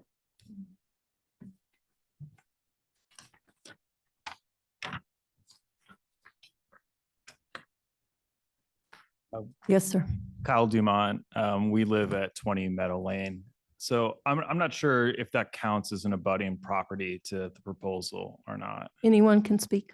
Okay. So obviously trust isn't running super high amongst the constituents at this moment. So to that end, I understand some of the concerns of folks that have easements running through these properties, because there's some confusion about what is being promised, what's being said. And understandably, I think that like people are trying to figure out exactly what is going to kind of get implemented, what protections they have if something goes wrong, or what responsibilities kind of lie with those respective kind of folks. So at least from my standpoint, like what the proposal is suggesting is a substantial change to the neighborhood. And, you know, I think we have some concerns about that, at the very least, the extent to which, in your guys' view, you feel like it meets the requirements from the planning board that otherwise you can take into consideration what some of the neighbors' concerns are. And we want what's best for the township as well as what's best for the neighborhood. And, you know, also want to, you know, see that Bill gets to exercise kind of his rights when keeping with the rest of the interests of the communities as well. But as it currently stands, there's significant concerns around how they're going to be treating the neighbors. And, you know, that's, I think, you know, I will be kind of monitoring what the ongoing proposals are for, you know, future meetings. Thank you.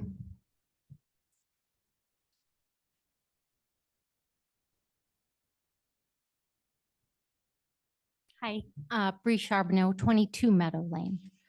We are an immediate abutter. I don't know.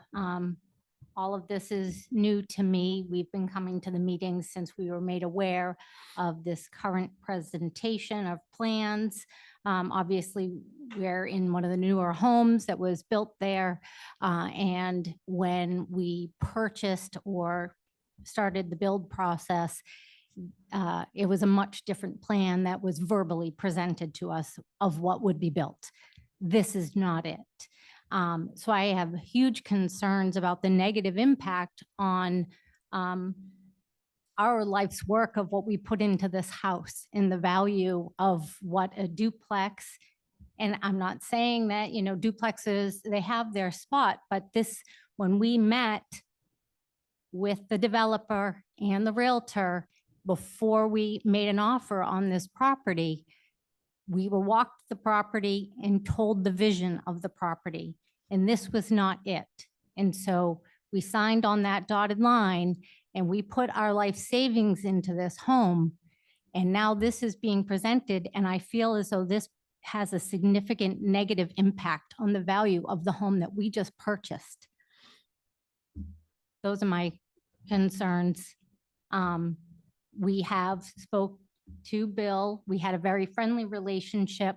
After that first meeting at the beginning of December, he did reach out to us several times, and we heard him and we expressed our concerns. They have not changed.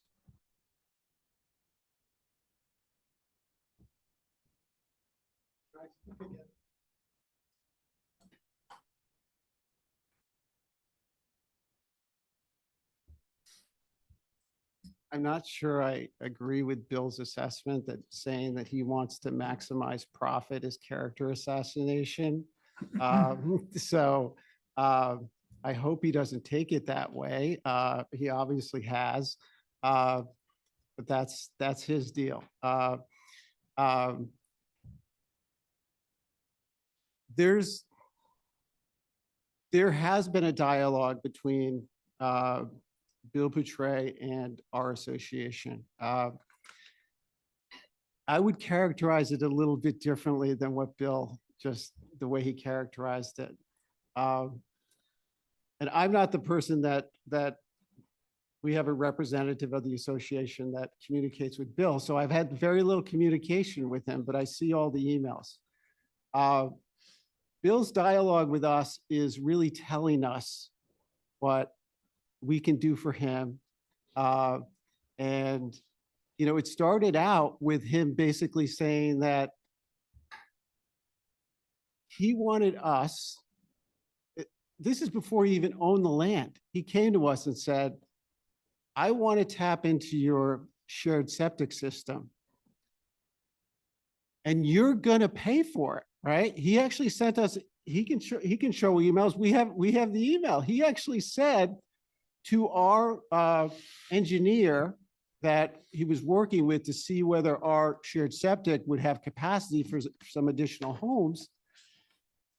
And he came up with this sort of a strange proposal that we would let him share, we would let the homes tap in and we would pay for the connections. We were perplexed by this, right? So right off the bat, we're like, what is, you know, what does Bill want, right? So it's really been a series of Bill communicating with us. We've had very little communication back to him.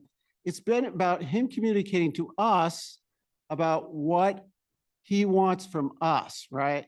His last communication, when he said that he tried to reach out to us, was that he had discovered that the drainage pipe from the abutter's property on 30 Meadow Lane that went out to the street was crossing his land. And he wanted us to address that issue, right? Now, this issue had nothing to do with our association. The Calander estate split these lots, and someone didn't realize that when they split it, and they split it because they wanted a certain frontage, right? That there was this pipe that actually ended up on the wrong side of the lot, right? So Bill came to us and said, hey, we need to move this pipe. And we got an estimate that it was going to cost $10,000 to do this, right? And it was on the corner of his lot. So there was no reason for us to have to move that pipe, honestly. Bill could have very easily gone to the homeowner in 30 Meadow Lane and said, hey, we have a problem here. I need to offer you an easement on this pipe that has nothing to do with my development. But that's not the way he's approached us, right? I mean, we went back to him and said, that's not our issue. That's something for you to work out with the homeowner on 30 Meadow Lane. We don't really want to have what we want to have with Bill, and Bill, I'm asking you again, right? Because we've asked this before, is we want to sit down and we want to talk about what you can do on that land and protect our assets, right? We don't want to have a one-way conversation where you tell us what we want to do. That's not a discussion. So I'm reaching out to Bill here in this public forum and saying, that's what we want. If you want to do that, let's do it. And if you want, even if you want to get an arbitrator to work it out, we'll do that. That's it. Thank you. Anyone else? One more time for the recording clerk who watches these. Because they don't know, they don't see you talking. So just your name and I know the address, it's 29 Meadow Lane, right? It's Tom? My name is Tom Purcell. I'm 29 Meadowland. Okay, thank you. So just a couple closing comments. We are looking at this and if it complies with the code and it doesn't. So that's where we are right now. And Peter, to your comment that you removed out the soil absorption systems and the wetlands, and that leaves 16.4% upland and 55 is required, so it doesn't comply. Again, it's the, I'm not gonna take issue with your definition. I will address it, and if it ends up not complying, then it doesn't comply. Very good. Okay, I'm just glad we had tonight's discussion because there's a lot of air that had to get let out and it got let out. So we have to do it in 2 weeks. We don't have to hear it again. So that's good. So thank you. Really? I hope we don't have to hear it again. Thank you. So anyone on Zoom? No? Okay. So Peter, I just want to Yep. suggest just reach out to Bill Cundiff, DPW Director. On Meadow? Wh- Yeah, about couple of concern. He was going to write a memo, but he had a couple concerns. Okay, sure, I'll follow up. Where the water service was along the road, just to make sure there's no interference and Understood. Yeah, some some town right of way impacts. okay. No, you can wait a moment. Okay, can I go ahead and make a motion? So the first is a decision due date. We are shifting the 26 Meadow Lane Reservoir Meadows, MSPA, SP Lid, and SP MRD to March 14th for decision due date.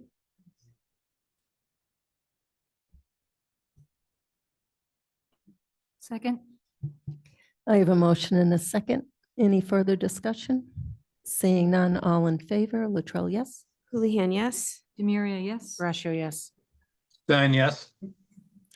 Okay, and we are moving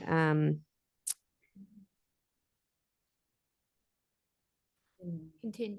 sorry, continuing, but we're gonna go to the February 24th. Is that what we think? Peter, If they come, I Peter hear ya. guaranteed that we'll have Well- Fuss and O'Neill and he'll have his responses. ready, And I'm Okay. holding him to it. Just give you a really long night, those nights. That'll I be a have lot to of these address the guy in meetings. the back of the room. I don't want to have to talk about it. So we'll just do the 24th and we'll bump it if we have to bump it. Okay, I'm fair enough. sorry. So I move to continue 3 public hearings for 26 Meadow Lane, Reservoir Meadows, the major site plan approval, the special permit lower impact development, and the special permit major residential development / flexible development to February 24th at 7:15. And I second. I have a motion and a second. Any further discussion? Seeing none, all in favor, Latrell, yes? Houlihan, yes. Demiria, yes. Brascio, yes. Thank you. Stein, yes. Sorry, Jason. Very good. Now, thank you, Peter. Bye, Peter. Can I Opinion. make a motion for a 2-minute recess, please? Sure. Just one discussion point. Is that it for the public hearings? Yes. Okay, Yes. I'm signing off. Thanks, everybody. Feel better, Jesse? Feel better, Thank you. Jesse? Thank you. Yeah, that's what my request was. Do we have to take a vote or just? Yeah. Okay. I make a motion to take a 2-minute recess. Second. Motion and a second. Any further discussion? Seeing none, all in favor, Latrell, yes? Houlihan, yes. Jamira, yes. Russia, yes.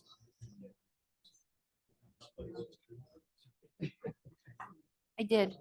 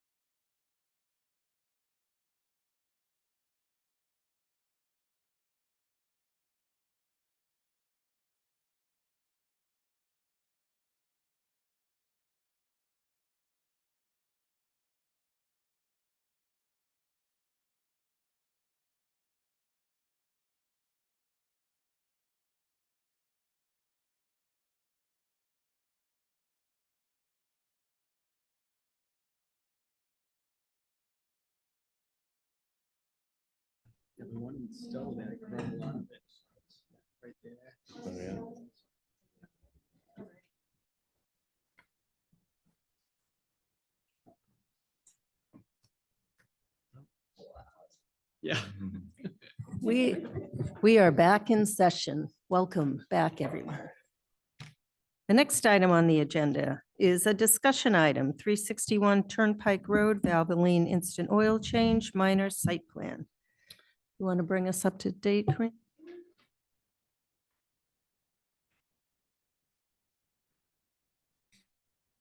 Okay. The last planning board meeting, since this is minor site plan, it's not a public hearing, it's just a discussion item. The last meeting was on January 27th. We received an extension request from the applicant, which was granted to extend the deadline. We also received submission number 2, which was then provided to the planning board, and we also submitted it to Fuss and O'Neill on the 7th. So they confirmed that they received it and will be re-reviewing it. Haven't received any comments from the town department at this point, but we'll make sure if anything comes in, we'll forward it to you. Okay. That's where we're at. Oh, wait, one last thing, I'm sorry. I'm out of it. So we had received comments from the Conservation Commission on January 23rd. I think I forwarded those to you. Yep. Planning board. And the building commissioner of the last review said he had no comments at this time. Now I've covered everything.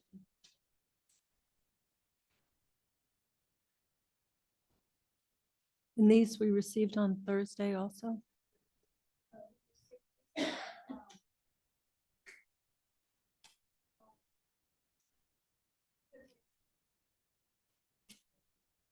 Wednesday.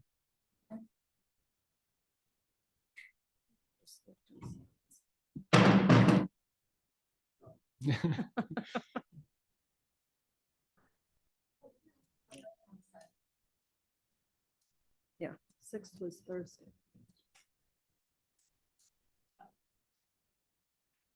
It's stamped on the, okay.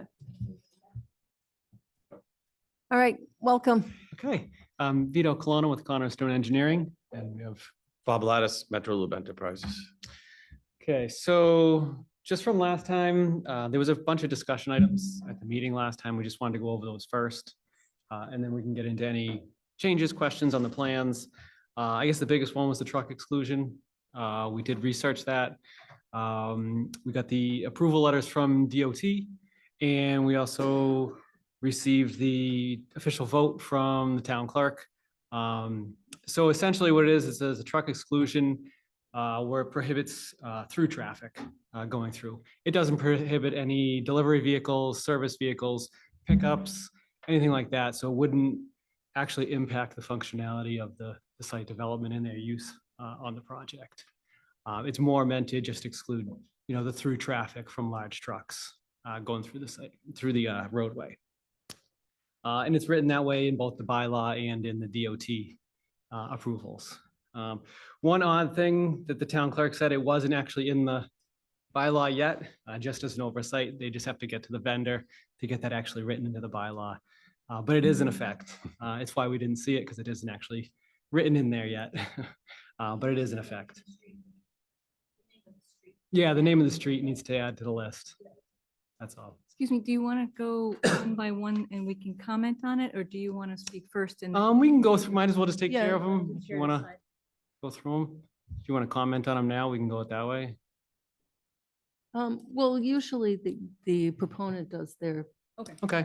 presentation and then we can go through. Yep. We looked at the site lighting. I think last time there was some comments just made from the board about providing a little more lighting on the back parking spaces. So they added 2 lights in the back, one being a solar mounted light and the other one mounted a wall pack on the dumpster enclosure. Just to give a little bit more light for those rear parking spaces, but not so much that it shines over the property lines. They're all fully shielded and still complies with the full lumen count for the site. There's actually less lumens now than the original proposal, even though there's more lights. They've just been dispersed a little bit. We also looked at the traffic. There was some questions on that last time. And kind of the volumes of traffic and how that may affect the surrounding area.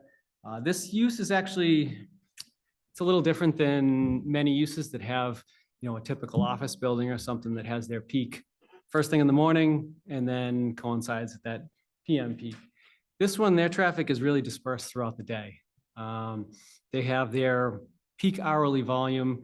The peak day is actually on a weekend, it's on a Saturday, and it's a 6 vehicles per hour peak. And then during the weekday, it's pretty dispersed right through the day. It's generally about in that 4 to 5 vehicles per hour, but it's fairly even and consistent throughout the day. There's a little bit peak depending on the day of the week. You know, Fridays are different than a Monday just because people's patterns are different, but it doesn't coincide with that AM 8 o'clock peak. It's usually dispersed later in the day. So it really wouldn't affect the traffic in the area because it doesn't coincide with those normal AM and PM peaks. And like I said, the average vehicles per day, they're anticipating once it's up to build, 45 to 50 vehicles a day going through the facility. And like I said, those are dispersed throughout. So that's about averaging, you know, 1 vehicle every 15 to 20 minutes or so, sometimes less. And then we also, let's see, and then other than that, we did look at the signage. I think there was one comment based upon, it was something with the Fuss and O'Neills, but it was also brought up by some of the board members. We did confirm with building inspector through Karina that the height shown on the plan was allowed. We would need, the wall signage would have to get looked at. Just if they want multiple wall signages, they would have to look at that and potentially a special permit. But the freestanding sign, the larger size is allowed on Route 9. And then other than that, we just had the Fuss and O'Neill comments, which I'm sure you probably want to wait till you get their revised review back. But we didn't really see much in there that would overall impact the project itself. There was some smaller comments. We revised one of the drainage systems, makes it a little shallower, gave it a little bit more separation to potential groundwater. And other than that, there really was just kind of a few minor tweaks that we did with the stormwater system. So I don't know if you just want to wait till you get their review back to comment on that. The only other kind of modification we made to the site plan itself, we actually lowered the septic system down a little bit. We revised some of the gradings after concerns we discussed with one of the abutters about blocking view shed to the abutter. So we lowered this corner down right in here. Before we had about I think it was a 7-foot fill in that corner. We've lowered it down significantly to help that view not get blocked off. And then the only other item we modified was the landscape plan.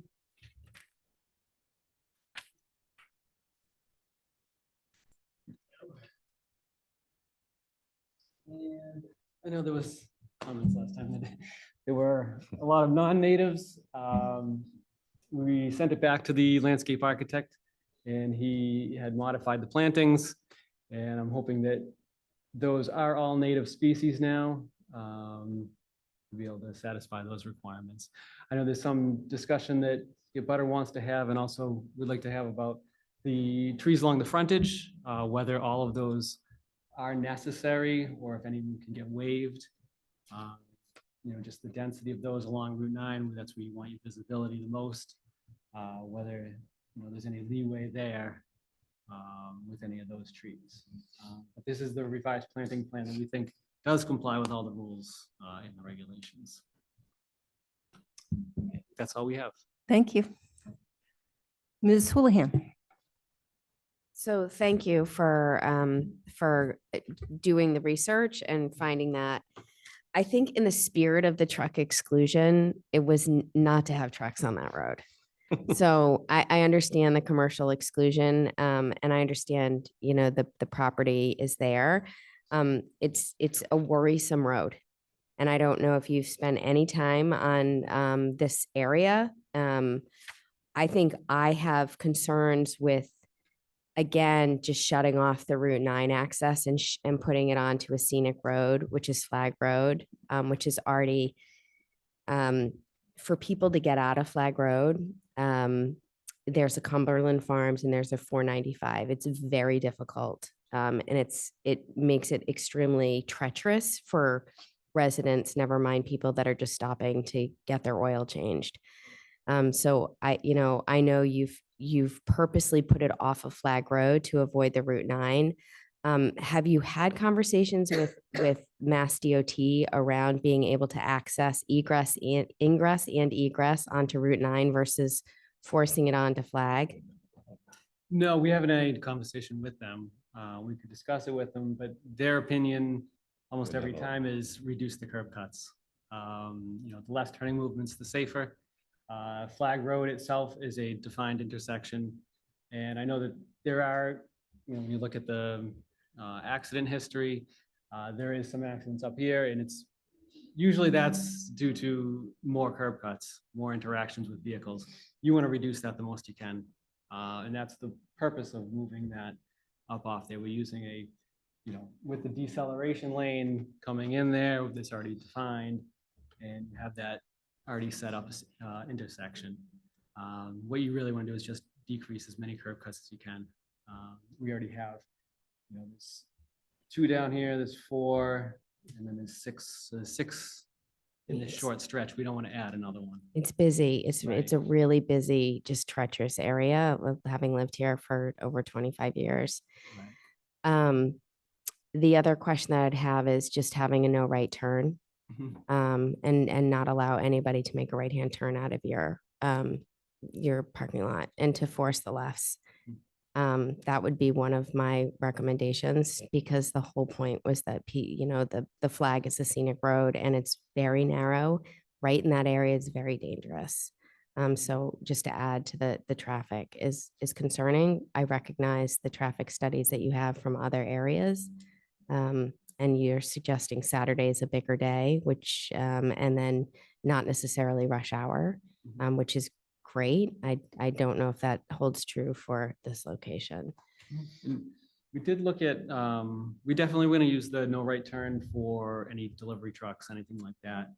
And we discussed what type of delivery trucks they do have. It's nothing different than you may have at your house. The oil truck comes to your house, when they come maintain your septic system. UPS, FedEx, that's it. Right. So they don't really There's nothing have, else.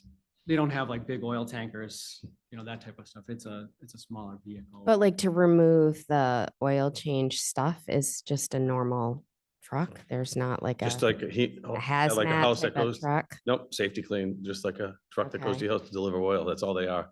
Okay. So we It's have not like waste a- management, UPS, FedEx, safety clean, and oil delivery every 2 weeks. It's very minimal deliveries. Again, most of it is, I think, UPS and FedEx. Yeah, it's not, they don't bring in the big, like any 18-wheeler worth Yeah, of no. oil. Right, It's okay. the same trucks that, generally go to your house, or whoever has Yeah. oil still. A lot of houses don't, but, or if you get septic tank pumps, which everyone on the street must. So it's the same type of vehicles, and it isn't, like you say, it's not coming every day. It's once every. Oil's every 2 weeks, and then UPS, FedEx, it could be there once or twice a week. Waste management once a week. Yeah, because isn't. Safety clean once every 2 weeks. I mean, the volume of oil that's actually used, it's not like a gas station where you're Yeah. filling up, 20 gallons at a time. You're only Yeah. Yeah. quarts, what we're measuring. And so the volumes really aren't there to necessitate, weekly or even every day. So, again, thank you for addressing. I didn't, as you knew, for other public hearings, that we had quite a agenda to review. I didn't go in depth. I think that was it. Let me just make sure I had a note on anything else. I didn't, not at this time. Thank you. Mr. Maria. Hi there. Thank you for addressing the comments. So if it's okay, I'd like to just read the truck exclusion, because I have a completely different view of the truck exclusion. Just 3 lines, or maybe it's one big line. This exclusion does not apply to heavy commercial vehicles going to or coming from any of the above excluded routes for the purpose of making deliveries of goods, materials, or merchandise to or similar collections from abutting land or buildings or adjacent streets or ways to which access cannot otherwise be gained. So we understand that Route 9 is the arterial and Flag Road is a collector road. So they're different. If you look on the Mass DOT website, they're classified as different. So what you're doing is you're proposing to put traffic onto a small scenic road, and instead you're worried about curb cuts on Route 9.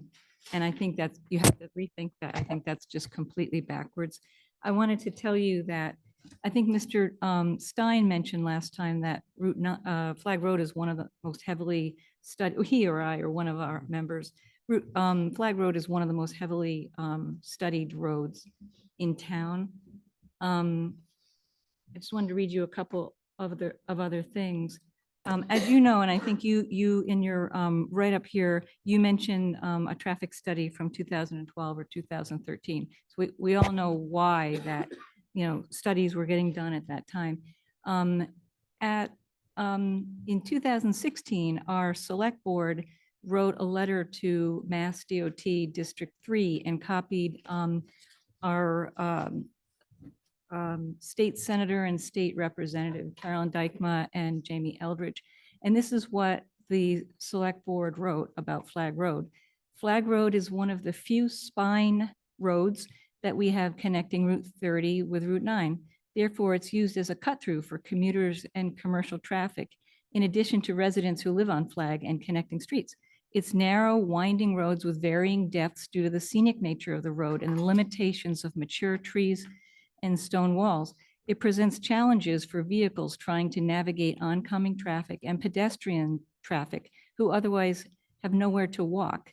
There are no bailout areas, so to speak. While traffic reports may suggest that Flag can safely handle more traffic than it currently does, we maintain that the road is already challenged to handle its current level of traffic. So also in that area, there had been a Route 9 495, I think it was called the Interchange Project, and they were looking at the weave in there. That area had been highly studied in around 2012, 13, maybe even a little bit later than that. I'd followed that things for years. And also I looked at the crash data, and that interchange weave was taken off of the tip. I think that right now we can consider that the road, that additional lane that is currently on Route 9 is working, because I'm a, resident in town. And I think that, we shouldn't be worried so much about curb cuts. I don't think that, we even suggested that, for example, when other businesses were going in there. I think we really have to be worried about the safety of the residents on Flag Road. So I'm kind of frankly surprised, maybe I'm the only one who reads this, but to which access cannot otherwise be gained, to me says you have to enter on Route 9, because that's the access. And you freely admit that that's access.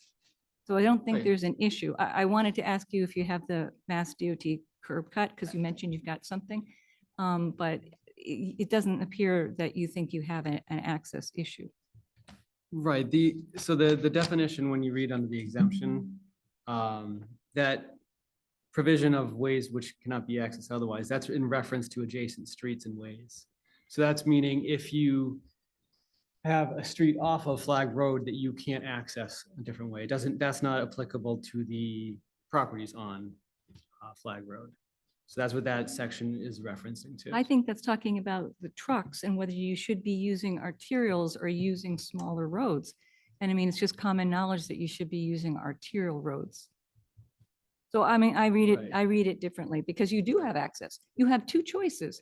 You're choosing a scenic road over an arterial. Right, and in this one though, that exclusion, I guess we just read it differently. I don't know how we get an interpretation of that, but we just read it differently. That provision that you reference is only related to accessing other roads, not accessing property on the road itself.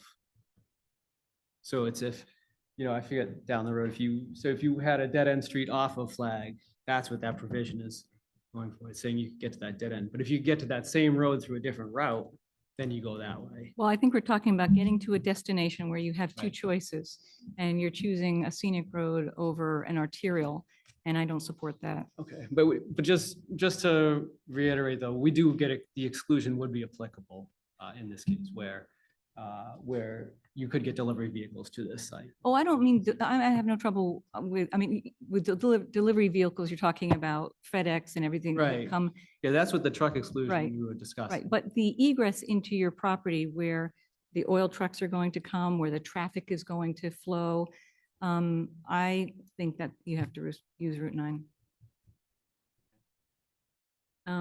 I did have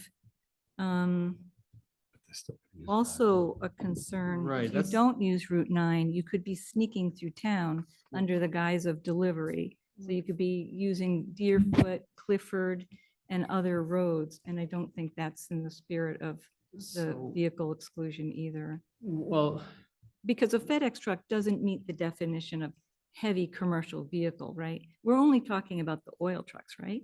no, any vehicle over 2.5 tons. So a FedEx truck meets. Depends on the size of it. But one other point is even if you have your entrance on and off Flag Road, that's not going to limit the vehicles that are going to travel up Flag Road. If I am someone who lives up in the center of town and I go to the Valvoline and I leave on here, I'm just going to take a right and go up Flag Road. It isn't going to limit Unless any we limit it. vehicles on Flag Road whatsoever. Well, I mean, I don't know if the board has the will to do that, but this board has the right to do that. Right, I'm just saying though, if you're worried about traffic on Flag Road, moving that entrance isn't going to impact anything. I think your numbers It's just are going to create a small. safer situation. Right, I think you've shown that your numbers are six an hour or something like that. Yeah, and But the- I think in general, I think, zoning is for safety. And I think we get ourselves into a little bit of trouble when you start merging your neighborhoods with, commercial properties. It is what it's zoned for. It is zoned for it, but you have an arterial road that is there, for use. I mean, it's different than other They're properties. still gonna use Flag Road, even if they exit on the Route 9. They're still gonna, you can't restrict them to go up Flag Road. I think this board can if they wanted to. I'm not saying that, but. How would there's you restrict precedent. FDOT? Sorry? How would you restrict the DOT from taking a right out of the property? I don't understand that. I mean, I'm not thinking about that right now. I think that this board has the right to restrict, and I think they have previously. I'm not saying that's my wish or anything like that, but I'm saying I believe that ingress and egress need to come from the arterial, and the arterial is Route 9. Anything else? Ms. Broccio. Thank you. Thank you for coming in. Thank you for bringing the plans. I too have spent a lot of time on trying to think of how not to restrict cars going down Flag, because again, you really can't do that. I thought a lot about I went down the same path you did. If we make cars exit and enter off of Route 9, if somebody wants to go down Flag, they're just gonna come out and go down Flag. I have considered, Marnie, as you did, the no right-hand turn. Sometimes it works, sometimes it doesn't. I'll be the first to admit I'm an offender of that on another street in town. It's just convenience. You heard that on the record, folks. So I get that, I get that. And I bet there's a bunch of us that would be hard pressed at this specific place to not say we've done that. But, we certainly could do that. But then I think again, so I'm a resident that lives on Flag or one of the feeder roads off Flag, and I want to come and get my oil changed and I'm not able to get home. I would have to come out, if we restricted it, I'd have to come out on Flag and potentially turn around on 495, which is, I think, a bigger safety issue, to try to come back to get home.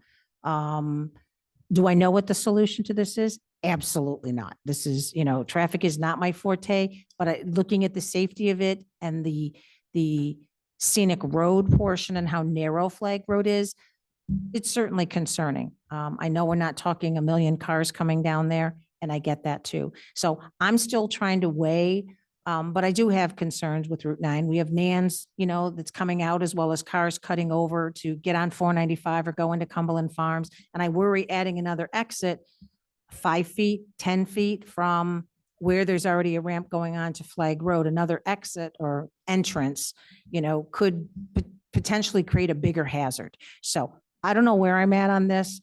I think it's a challenge, and I appreciate you trying to find a way. But again, I've thought about the right turn only. And again, I just worry about anybody from the north side of town that may utilize this, because again, it's convenient as heck to have this in town, to have to, you know, so you go at 4 o'clock on a, you know, any day of the week. We know what it's like to get out onto Route 9. So I just worry that we're creating an additional hazard for, you know, the residents as well. So again, I don't have the solution, but it's certainly a interesting conversation for us to have and try to find a solution to. So thank you. Lisa, just a quick question though. If you're on the north side of town and you end up using Route 9 to go in, and say you're forced to use Route 9 to come out, you would just flip back up Flag and go your way up to the north side then, right? You could. Well, you certainly could. So, but again, you're forcing traffic to come out onto Route 9 when we're talking about how congested that intersection is. That's my concern. It's having cars come out, and I agree, cars are either going to go up or they're not going to go up Flag. A sign isn't going to stop that from happening either. It's going to happen. So I guess for me, it's trying to decide where is the safest place for their customers, potentially our residents or people passing through town. What is the safest way for them to, you know, exit and enter this property? Again, if it wasn't such a crazy, 100 yards from, you know, getting onto 495, and how many people jump in that right-hand lane as quick as they can, you know, trying to scoot around everybody to get on 495 a little quicker. Now, I'm not admitting I've ever done that, but you know, I'm just trying to find the safest way to do this. So let me just ask you this. How far up Flag, if you're coming up Flag, is your entrance? I probably should have looked and known the answer to this, but sitting here now, Yeah, so it's you come right around the. okay. So again, I don't have the answers to this, and Deb, I understand exactly what you're saying. And I know there's residents here that are concerned about, you know, additional traffic on Flag Road as well. But, you know, I'll just leave it at that. Thank you. I develop these sites all over the country. Mass DOT is not going to give us a curb cut. I can tell you that. There's the problem. They will never give us the curb cut. They take them away every time. Sorry.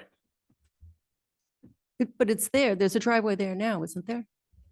There is one there, yeah, but it wouldn't be, we'd have to modify it for this use and change it. We could discuss it with them. We could have some initial discussions with them just to see what they say. Yeah. But Well, so I'm from the other side of town, so I drive west on Route 9 Mhm. and find it very dangerous there. So I would think having another cars pulling in and pulling out right there on that lane, as Lisa was saying, the state was nice enough to extend that third lane that gives people another acceleration lane to get to 495 before everyone else.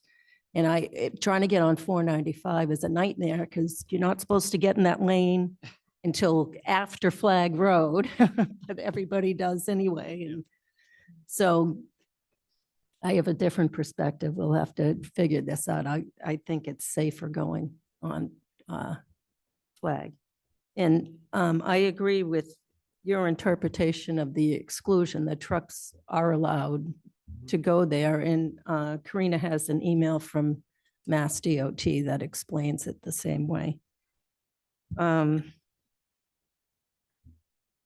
I think the added layer of mitigation, asking heavy trucks not to turn right on Flag is a good one, but I think it would be difficult to have no right turn because then residents couldn't get home again. And I would say most of the business at this specific location is going to be transient Route 9 traffic. There'll be minimal traffic from the town of Southborough. It's just not enough residential population that are gonna go there 50 times a day. It's gonna be mostly the Route 9 traffic, transient traffic. So you come in and they're gonna pull out. That's it, almost everybody. I know people are telling me, oh, great, I have to go to Marlboro. I have to go. I'm going to Marlboro on Saturday. I'm like, I don't think this is going to be ready by then. Yeah. Thank you for updating the landscaping. Much better. There's still some perennials and grasses that are not native. Okay. Our landscaping bylaw requires shrubs to be 36 inches, and those are listed as 5 and 7 gallons, and I don't know what that means. Okay, we'll have them put a size on it instead. And note number 9 on the landscape plan, plant substitutions approved by landscape architect should have and town planner. So we can't substitute with burning bush. Yep. And what are the hours? Monday through Friday, 7 to 7, Saturday, 8 to 6, and Sunday, 9 to 5, I believe. 7 to 7, Saturday. 8 to 6, and Sunday, 9 to 5. I'm also a resident of Southborough, by the way.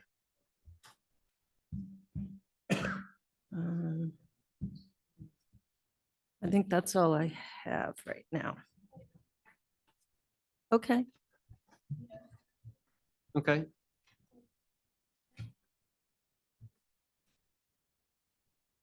Okay. Oh, yeah, the endorsement block.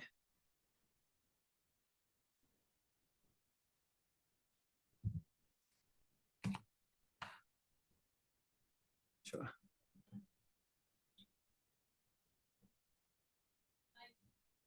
Like the registered landscape architect stamp was 11/13/24, but the revision date is 12/3. Yeah. A little bit of a conflict. Yeah, Might wanna just- I think it's his digital one, that's why Okay. it probably We is. can update that. Yep.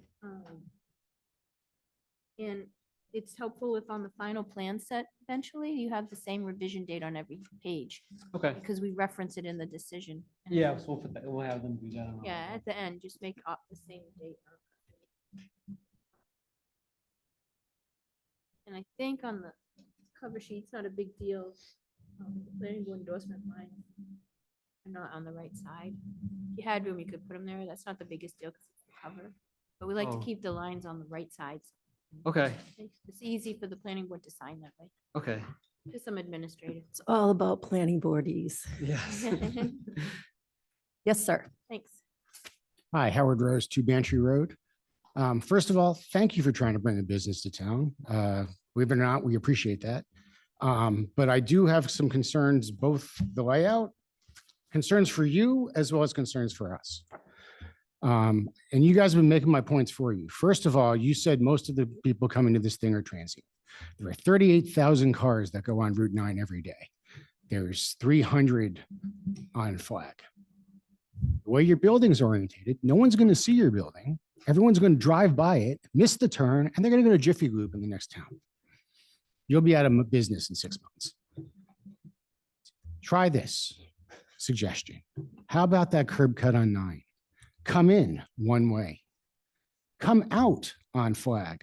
You come in, turn the building, so you drive into the base, come out the back like you do at all these things, continue out onto Flag with a left only, and you turn right back onto Route 9. There's no traffic into the neighborhood. There's no safety at that culvert. You have the access you need. You'll actually see your building. You'll be able to pull into it and provide it. I promise you now, if you have driven Flag Road and you take that turn, as you were turning into your building right now, someone's going to ram you from behind. I live in Southborough. I know Flag Road. Yeah, I live on Flag, right off Flag Road. I promise you said you're going to have accidents that have just the way it's cut right now. And they're going to miss your building. I'd like you guys to be around for a while. Taxes are good.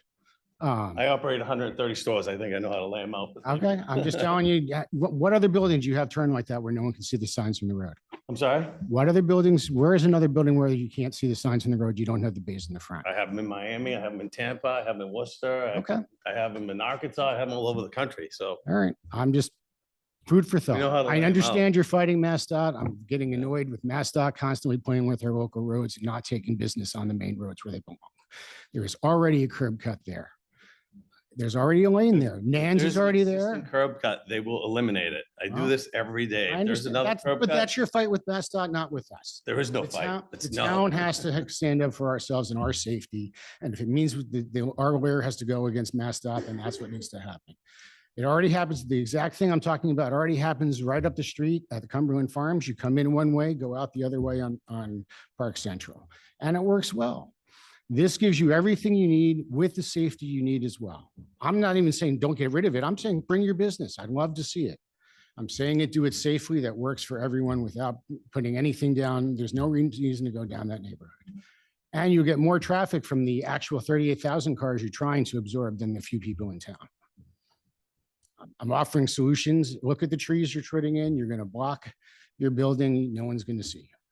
So I would encourage you to look at that a little better.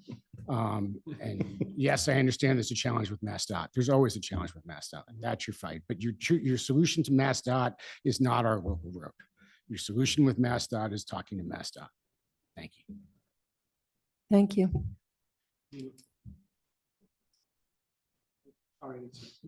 John Green, 10 Tower Road. I know Bob and I know he runs a great business. I know he knows what he's doing.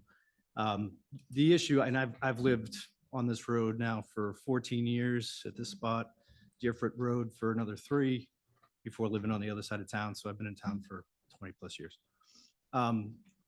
Biggest challenge here, or one of the biggest challenges here, is that right-hand turn.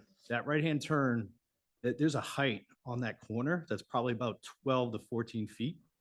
You come around that corner, you can't see where he's proposing to come out of there. So anybody coming left out of there, good chance of getting T-boned. And if it gets backed up, the person coming off, good chance of rear-ended somebody. The challenge coming off of Route 9 is people going anywhere between 60 and 80 miles an hour in that section, right? Everybody knows it, come flying through there. They're trying to get to 495. You can't slow down enough to get off of there. People are pushing you and they're forcing you to go way faster than you want to go to get around that corner. So I'm concerned about my kids. I'm concerned about that corner going in, coming on west.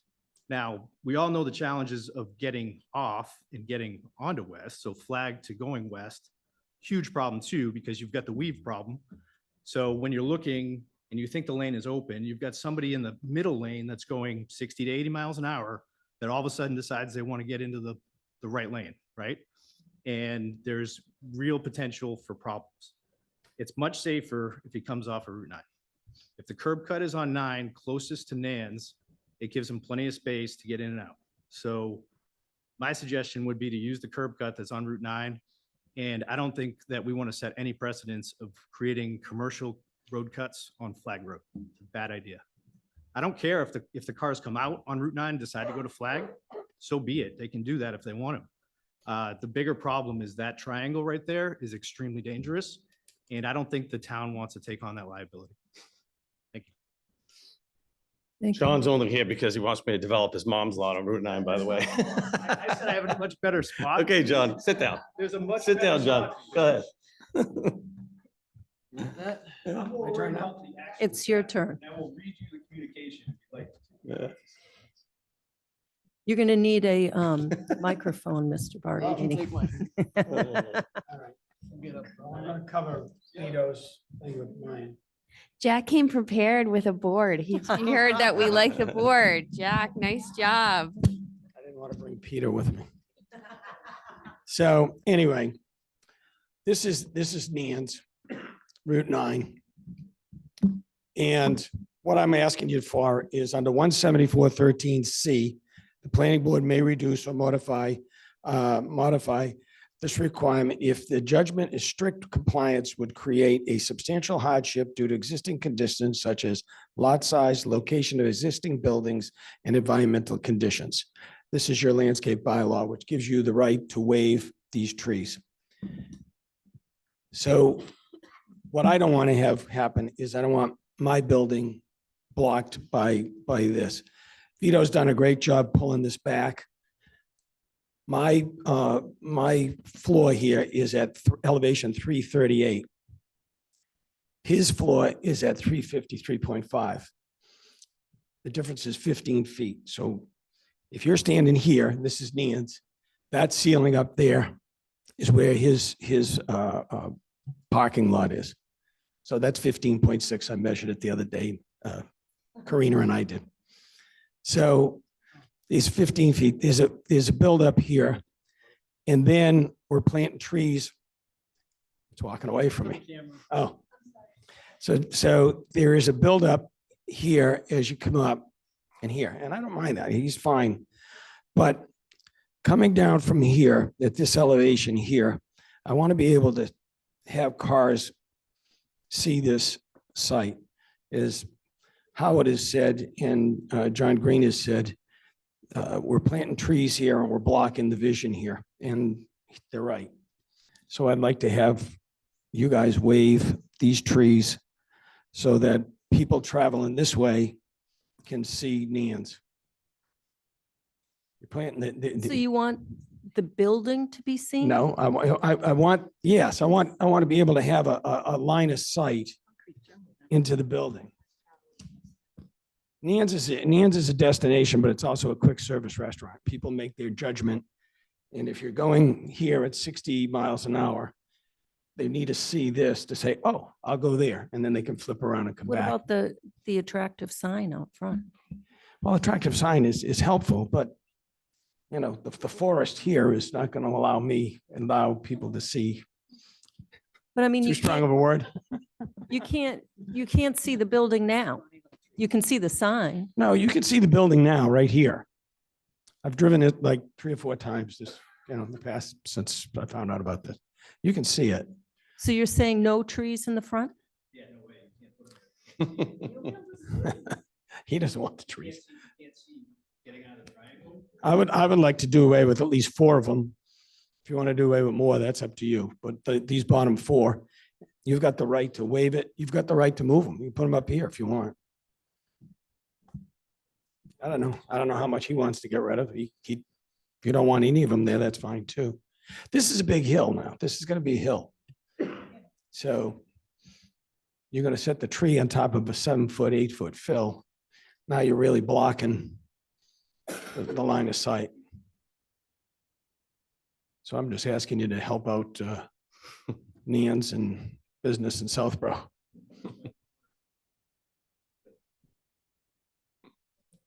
But you understand what I'm saying? Well,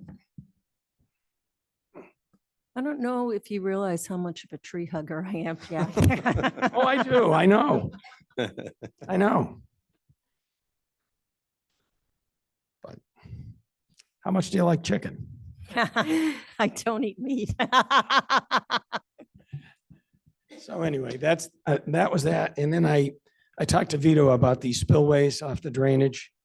And evidently Fuss and O'Neill asked for them. They're not necessary, but they point load water going down the hills, which you really don't need to have. That's just something to consider. The underground basins here, storage drainage basins, subsurface, they put an overflow on them. Normally you don't put an overflow on them. They just back up and they go out the catch basins that are existing. They put an overflow on them. The Fuss and O'Neill, was it right, Vito? Fuss and O'Neill wanted them to put these point source overflows that are going to come out. What happens, they're pointed at, this one's pointed at my building. This one will come out on Route 9 and go down. But they'll all head towards this corner. This is the low spot. I mean, this is at 334 right here. And this is up around 352 or so. So anyway, you. I'd appreciate if you take it into consideration. Certainly The will. forest. Yes, ma'am. Freddie Gillespie, Chair of the Open Space Preservation Commission. With the native plants, I didn't get an updated list, so the one I got it, I missed it. Because the one I have is full of non-native or We cultivars. don't have it yet. Okay, We didn't distribute it to the town departments, but it's on my counter if you want to take it tonight. okay. So I'd like the opportunity to weigh in on that. And then for safety and other reasons, if they are asking you to waive trees, which, we like we're big tree proponents as well, but there can be some mitigation maybe with adding shrubs if they're far enough back that, and certainly willing to talk with Jack and the property owner, but, or the proponent. And, you know, putting them other places on the property, if it's not, if there's a place for it so that it's not blocking visibility and the safety and all those other reasons, I'm not going to object, but I would like, don't just get rid of them without putting something else, maybe some shrubs that aren't that tall, that aren't gonna, and I don't know, I have to go look at it. One question, is the big tree that, the older tree that's growing there now, is that going? What? No. Can you save that and you get rid of all the rest? No. Okay, so yeah, you need some trees, but maybe there's a way of, if the planning board's willing to look at that. And maybe there's some shrubs you could use instead, or small trees that don't meet the exact requirements. So, thank you. Mimi, can I ask a question? So, and again, I still say I'm new on planning board because I'm still a baby at 2 years, but is there a way within the planning board's purview? So if we don't necessarily put the trees there, wouldn't it be great if they donated some trees and they were able to go to some of these other spots in town that we've taken hundreds of trees down in the last, year? Is that plausible to even consider doing that? Anything's plausible. I'm just thinking, I don't want to lose the opportunity because we are tree huggers. I don't want to lose the opportunity for trees, but if that's not the best place for them, maybe we could mitigate it and find a better place. So we don't just say, okay, we'll take them off because it's a safety issue, but I'm sure we could find a better home. Thank you. Thank you. Yes, ma'am. Ellen Joyce, 54 Deerfoot Road. I agree. Welcome to town for the business. We need it, and that's a good spot. I'd probably even use it, and I can drive my car up and walk home while you're working on my car. But I'm really concerned about the entrance on Flag Road. Like I said, it's a high-level corner. It's dangerous. Like I said, somebody comes around there, they're going to have cars and trucks pulling out. I just don't think it's the safest spot. And where you said it's the property, well, the property is Turnpike Road. It's not a Flag Road property. And there already is a curb cut there. And I drove up and down Route 9 today, and I could not find any other business on Route 9 in Southborough that their only entrance and exit was on a small side road in town.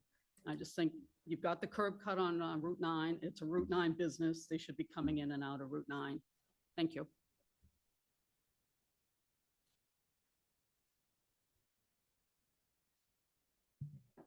Anyone else?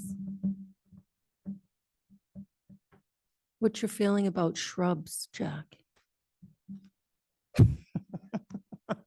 I won't put you on the spot. Grass.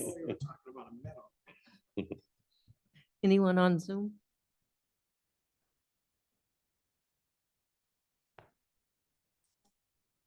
Yes, please.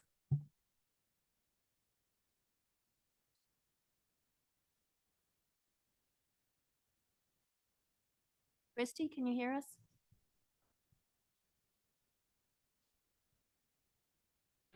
Yeah. Let me see. I have to unmute her. Hold on. Oh, where is she? Sorry. Oh, there she is. Okay. Christy DeMary, 18 Flag Road, 25-year resident. The third lane of Route 9 is there for a reason. So people that need to access the businesses leading up to 495 can do so. That's what it's there for. That's what I use to get onto Flag Road, to go to Nan's, to do whatever I need to do. Doing that hairpin turn and then expecting to be able to get in and out of that place without accidents happening is unrealistic. I would ask that you please consult with MassDOT. You already have a curb cut. It's a business. You should be able to access it from Route 9. Thank you. Thank you. So maybe a conversation with Mass Dot is in your future? Can I Yes, ask one sir. more question? Has the police chief looked at this? Or is a safety study? He is provided a copy But has he of commented the yet? application. I have not received comment. Okay, thank you. Would appreciate his professional opinion before anything happens with this, because he is the expert. One more comment. You mentioned that most of your heaviest traffic is on Saturday. Interestingly enough, if you look at the traffic studies, funny enough, that's Flags Road's interesting, most busy day too, because everyone's doing their errands at the same time. So again, something to consider as people try to make that left, et cetera. Again, we strongly encourage you to talk to MassDOT and get the correct entrance. Thank you. Thank you. Anything else? No more. No hands. one else here? No one on Zoom? No.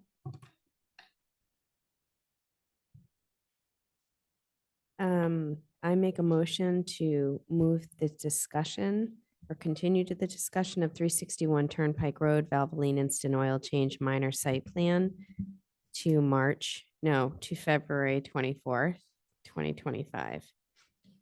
I second. I have a motion and a second. Any further discussion? Seeing none, all in favor, Latrell, yes? Houlihan, yes. Demiria, yes. Brashear, yes. Before you continue, do you want to consider the extension to go beyond the date that we have here, February 28th? If we extend the date the planning board has to act, maybe we make it March 14th? Because that would be February 24th meeting and then also the March 10th.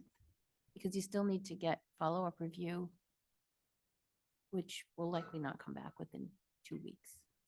Oh, And then you Austin O'Neill's respond. not gonna, don't think we'll get it back in 2 weeks. They might, but all I'm saying is that you're continued to the next meeting. Okay. But the action deadline, just postpone it to the 4 days after the March 10th meeting. The planning board can close and vote sooner than that, but then we don't have to send you another extension request, and they just get continued. Sounds fine. So that's the decision due Yep. date? Yeah. So, Just the decision due date. So we can just cross it off here. okay. Do I need to make a motion for that? Yes. Okay, I make a motion for extending the decision due date for 361 Turnpike Road, Valvoline Station Minor Site Plan to March 14th, 2025. I second. I have a motion and a second. Any further discussion? Seeing none, all in favor, Latrell, yes? Houlihan, yes. Demiria, yes. Brashear, yes. All right. Thank you very much. Thank you. See you in a couple weeks. Have a great conversation. Let me know if you have any questions.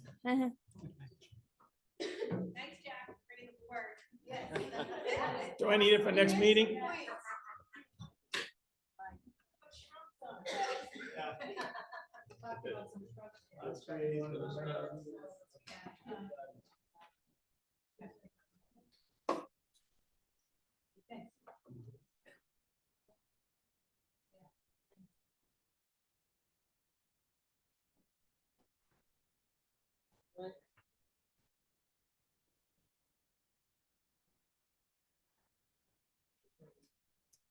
We do have Kevin from St. Mark's. Should I go ahead and elevate him?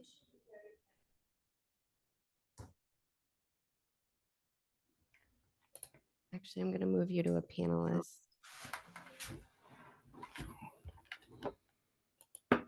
Anthony Cleves.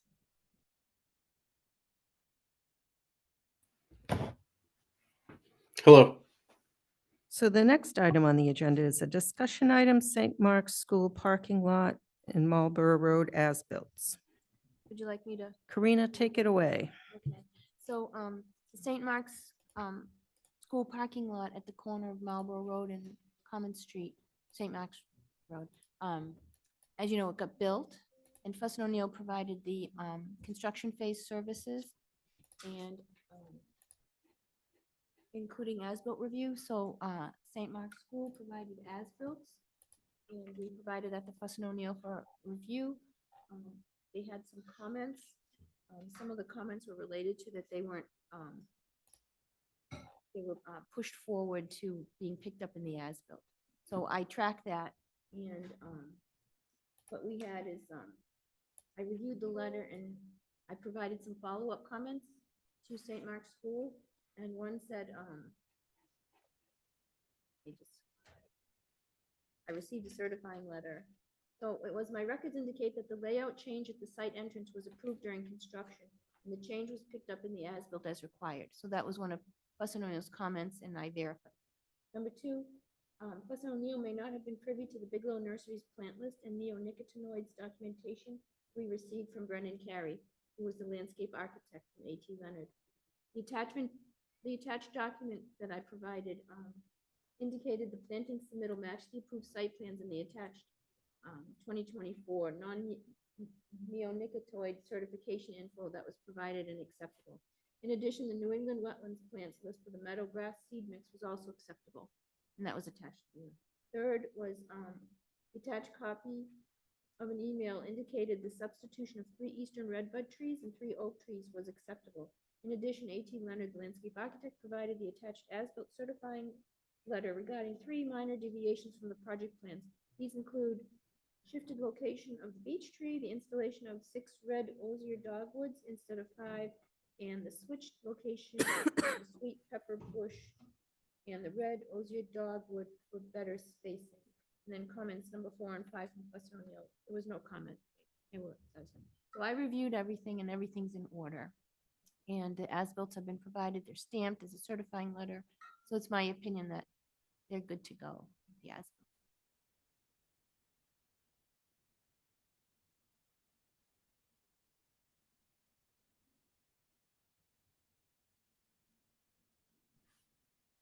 Ms. Houlihan.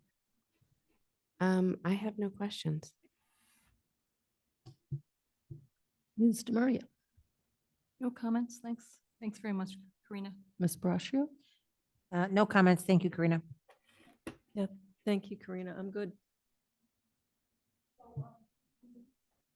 Planning board accepts the as-built. I don't think a vote is required. We just have them accepted. All right, so they're done. I accept. Oh, yes, I accept.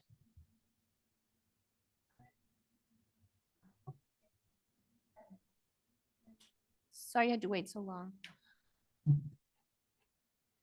Maybe they have a comment. Maybe they're not there. Oh, they are. No, I mean, Anthony Cleves from Haley Ward. Thank you very much for your time. Really appreciate having an opportunity for you guys to review that. And it's nice. Karina, thank you very much for your review. That's you do a great job. So thank you very much. Appreciate it. Thanks. Thank you. Okay, next item on the agenda is a discussion item, 250 Turnpike Road, 40B status, planning board comments to ZBA. So Mimi had provided me some comments based on the last planning board meeting. Colleen and I didn't receive any other comments. So I took that information and provided it to you so you could, if it triggered your mind, if you had any additional comments you want us to add. This is for the 250 Turnpike 40B project currently with the zoning board.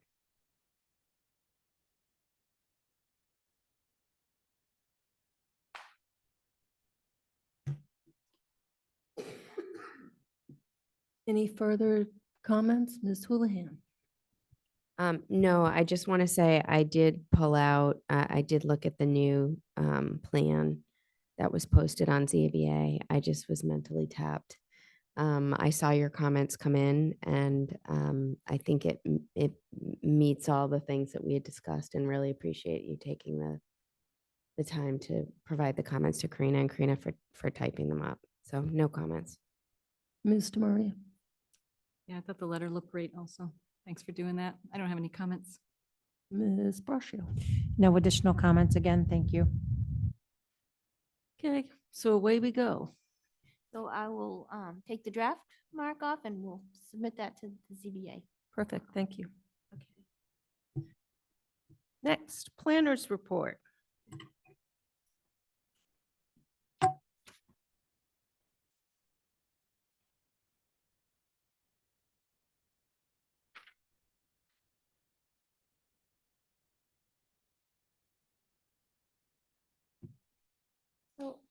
Quickly, every year we have a year-end disposition, a financial one that came from 2007, the zoning amendment project that was on books then, and there was residual money that wasn't used after the ZAC effort went away.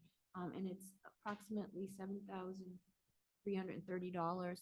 So every year they ask me, do we want to roll it over or not? But this year, the accountant is asking, they really want to clear it out because it, to them, it looks like a stale, stagnant, and it's unused. So the auditors are saying, we need to clear out some of these funds. I would like to have the opportunity to use this, and Carla, our accountant, is looking into what can I do with that money.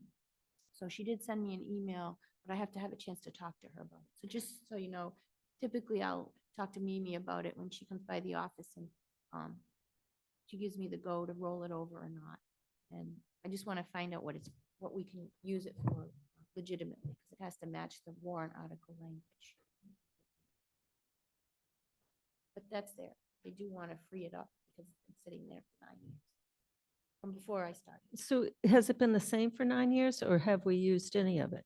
We haven't used any. Oh, really? Yeah, For all the zoning stuff we've right. updated, we because haven't? I've had budget that we carried for it. Oh, Yeah, I probably, I could have paid more attention. Can we make a bonus for you? Oh, yeah.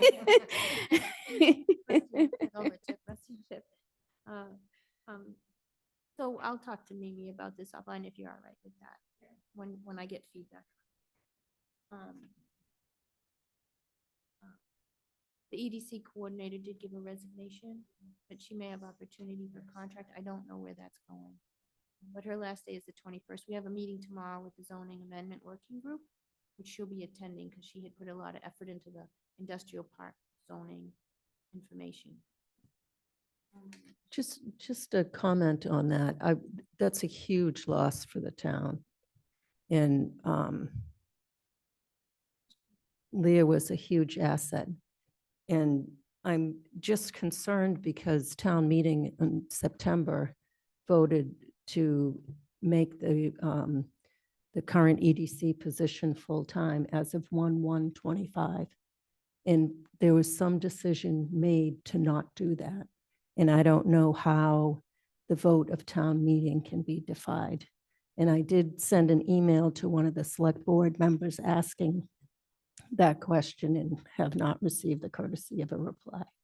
So I don't understand how you can defy town meeting like that. Just a comment. I think Leah is amazing. I think that she was just such a treasure to this town. And it is really disheartening for all the volunteer efforts that we get, what she's done and how much time she puts into things and her commitment, her knowledge. She's the real deal. And it's just super heartbreaking that she's leaving the town. And I mean, maybe there's a chance we'd get someone to replace her, but the fact that we have a full-time approved town meeting person and this was not like levied appropriately is really disheartening. And Leah, I know you're out there, so just know that you had a huge fan base in the planning board, and we're going to be really sad to see you go. Can I add something, Mimi? I as well am disheartened isn't even a good word for the good work that Leah did. Leah, if you're watching this, you changed my opinion of the work that the EDC does. I have been so impressed with you and everything you did. Take this as very high praise because I can be a very tough cookie on this, but you really did an amazing job. And I don't know how the town replaces you. And it is very unfortunate that you are leaving, and just know that you will be extremely missed. You had a lot of support in this town, and with so much going on and all the talk about Route 9, to lose you now, I think is such a detriment, and it's we, the taxpayers, that lose. So I wish you the very best at your next endeavor. And I just can't thank you enough for everything that you did and know that you touched and you changed a lot of people's opinions on a lot of things in this town. So thank you.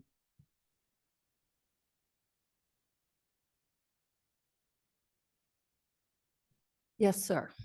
So I just wanted to let you know there was discussion of this issue at Saturday's budget. I'm still Tim Litt from Woodland Road. I know. There was discussion of this particular issue at the Budget Summit on Saturday, so you might want to ask for an update. There were some, I don't want to report on the outcome, but you should get an update. Okay, thanks. I tried.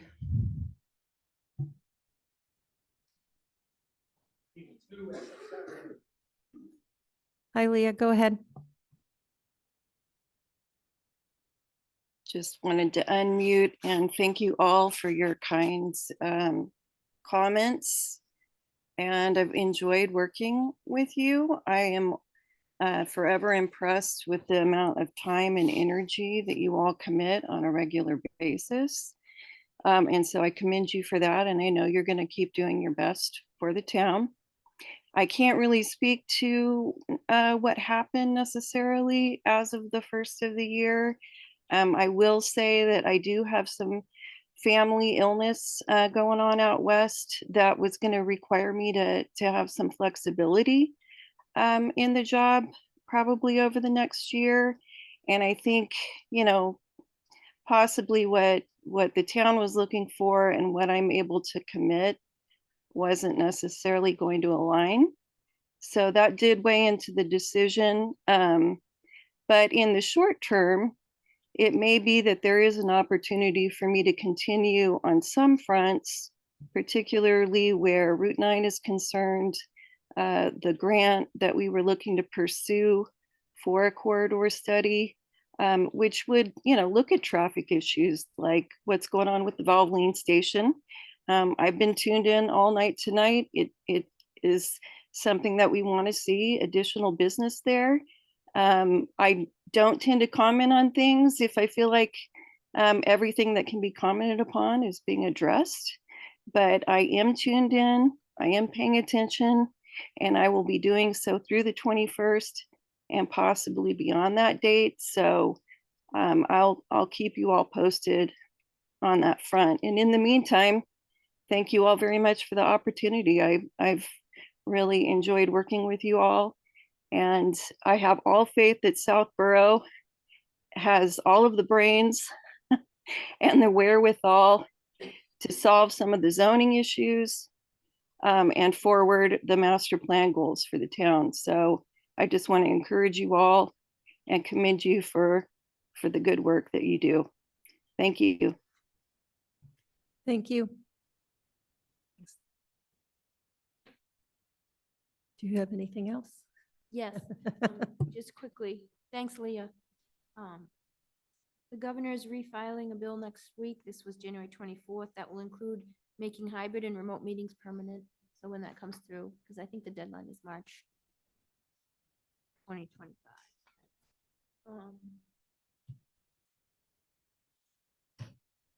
We did receive a letter, I might have mentioned this last time, from EOHLC saying that we're still in interim compliance while they review our application. That's it. And we have meeting minutes. If you've had a chance to look at I it. have not had a chance to That's look at. okay. Has anyone read Do you meeting want- minutes? I did. Did you guys? I did, but it's okay, we can wait. Well, that's, if you guys are fine with them, I'm good. Yeah, that was good. Right. I make a motion to approve the January 27th, 2025 minutes. And I second. I have a motion and a second. Any discussion? Seeing none. Latrell abstain. Houlihan, yes. Demiria, yes. Brascio, yes. I make a motion to adjourn the meeting. I second. I have a motion and a second. Any further discussion? Seeing none, all in favor, Latrell, yes? Houlihan, yes. Demiria, yes. Brascio, yes. Thank you and good night.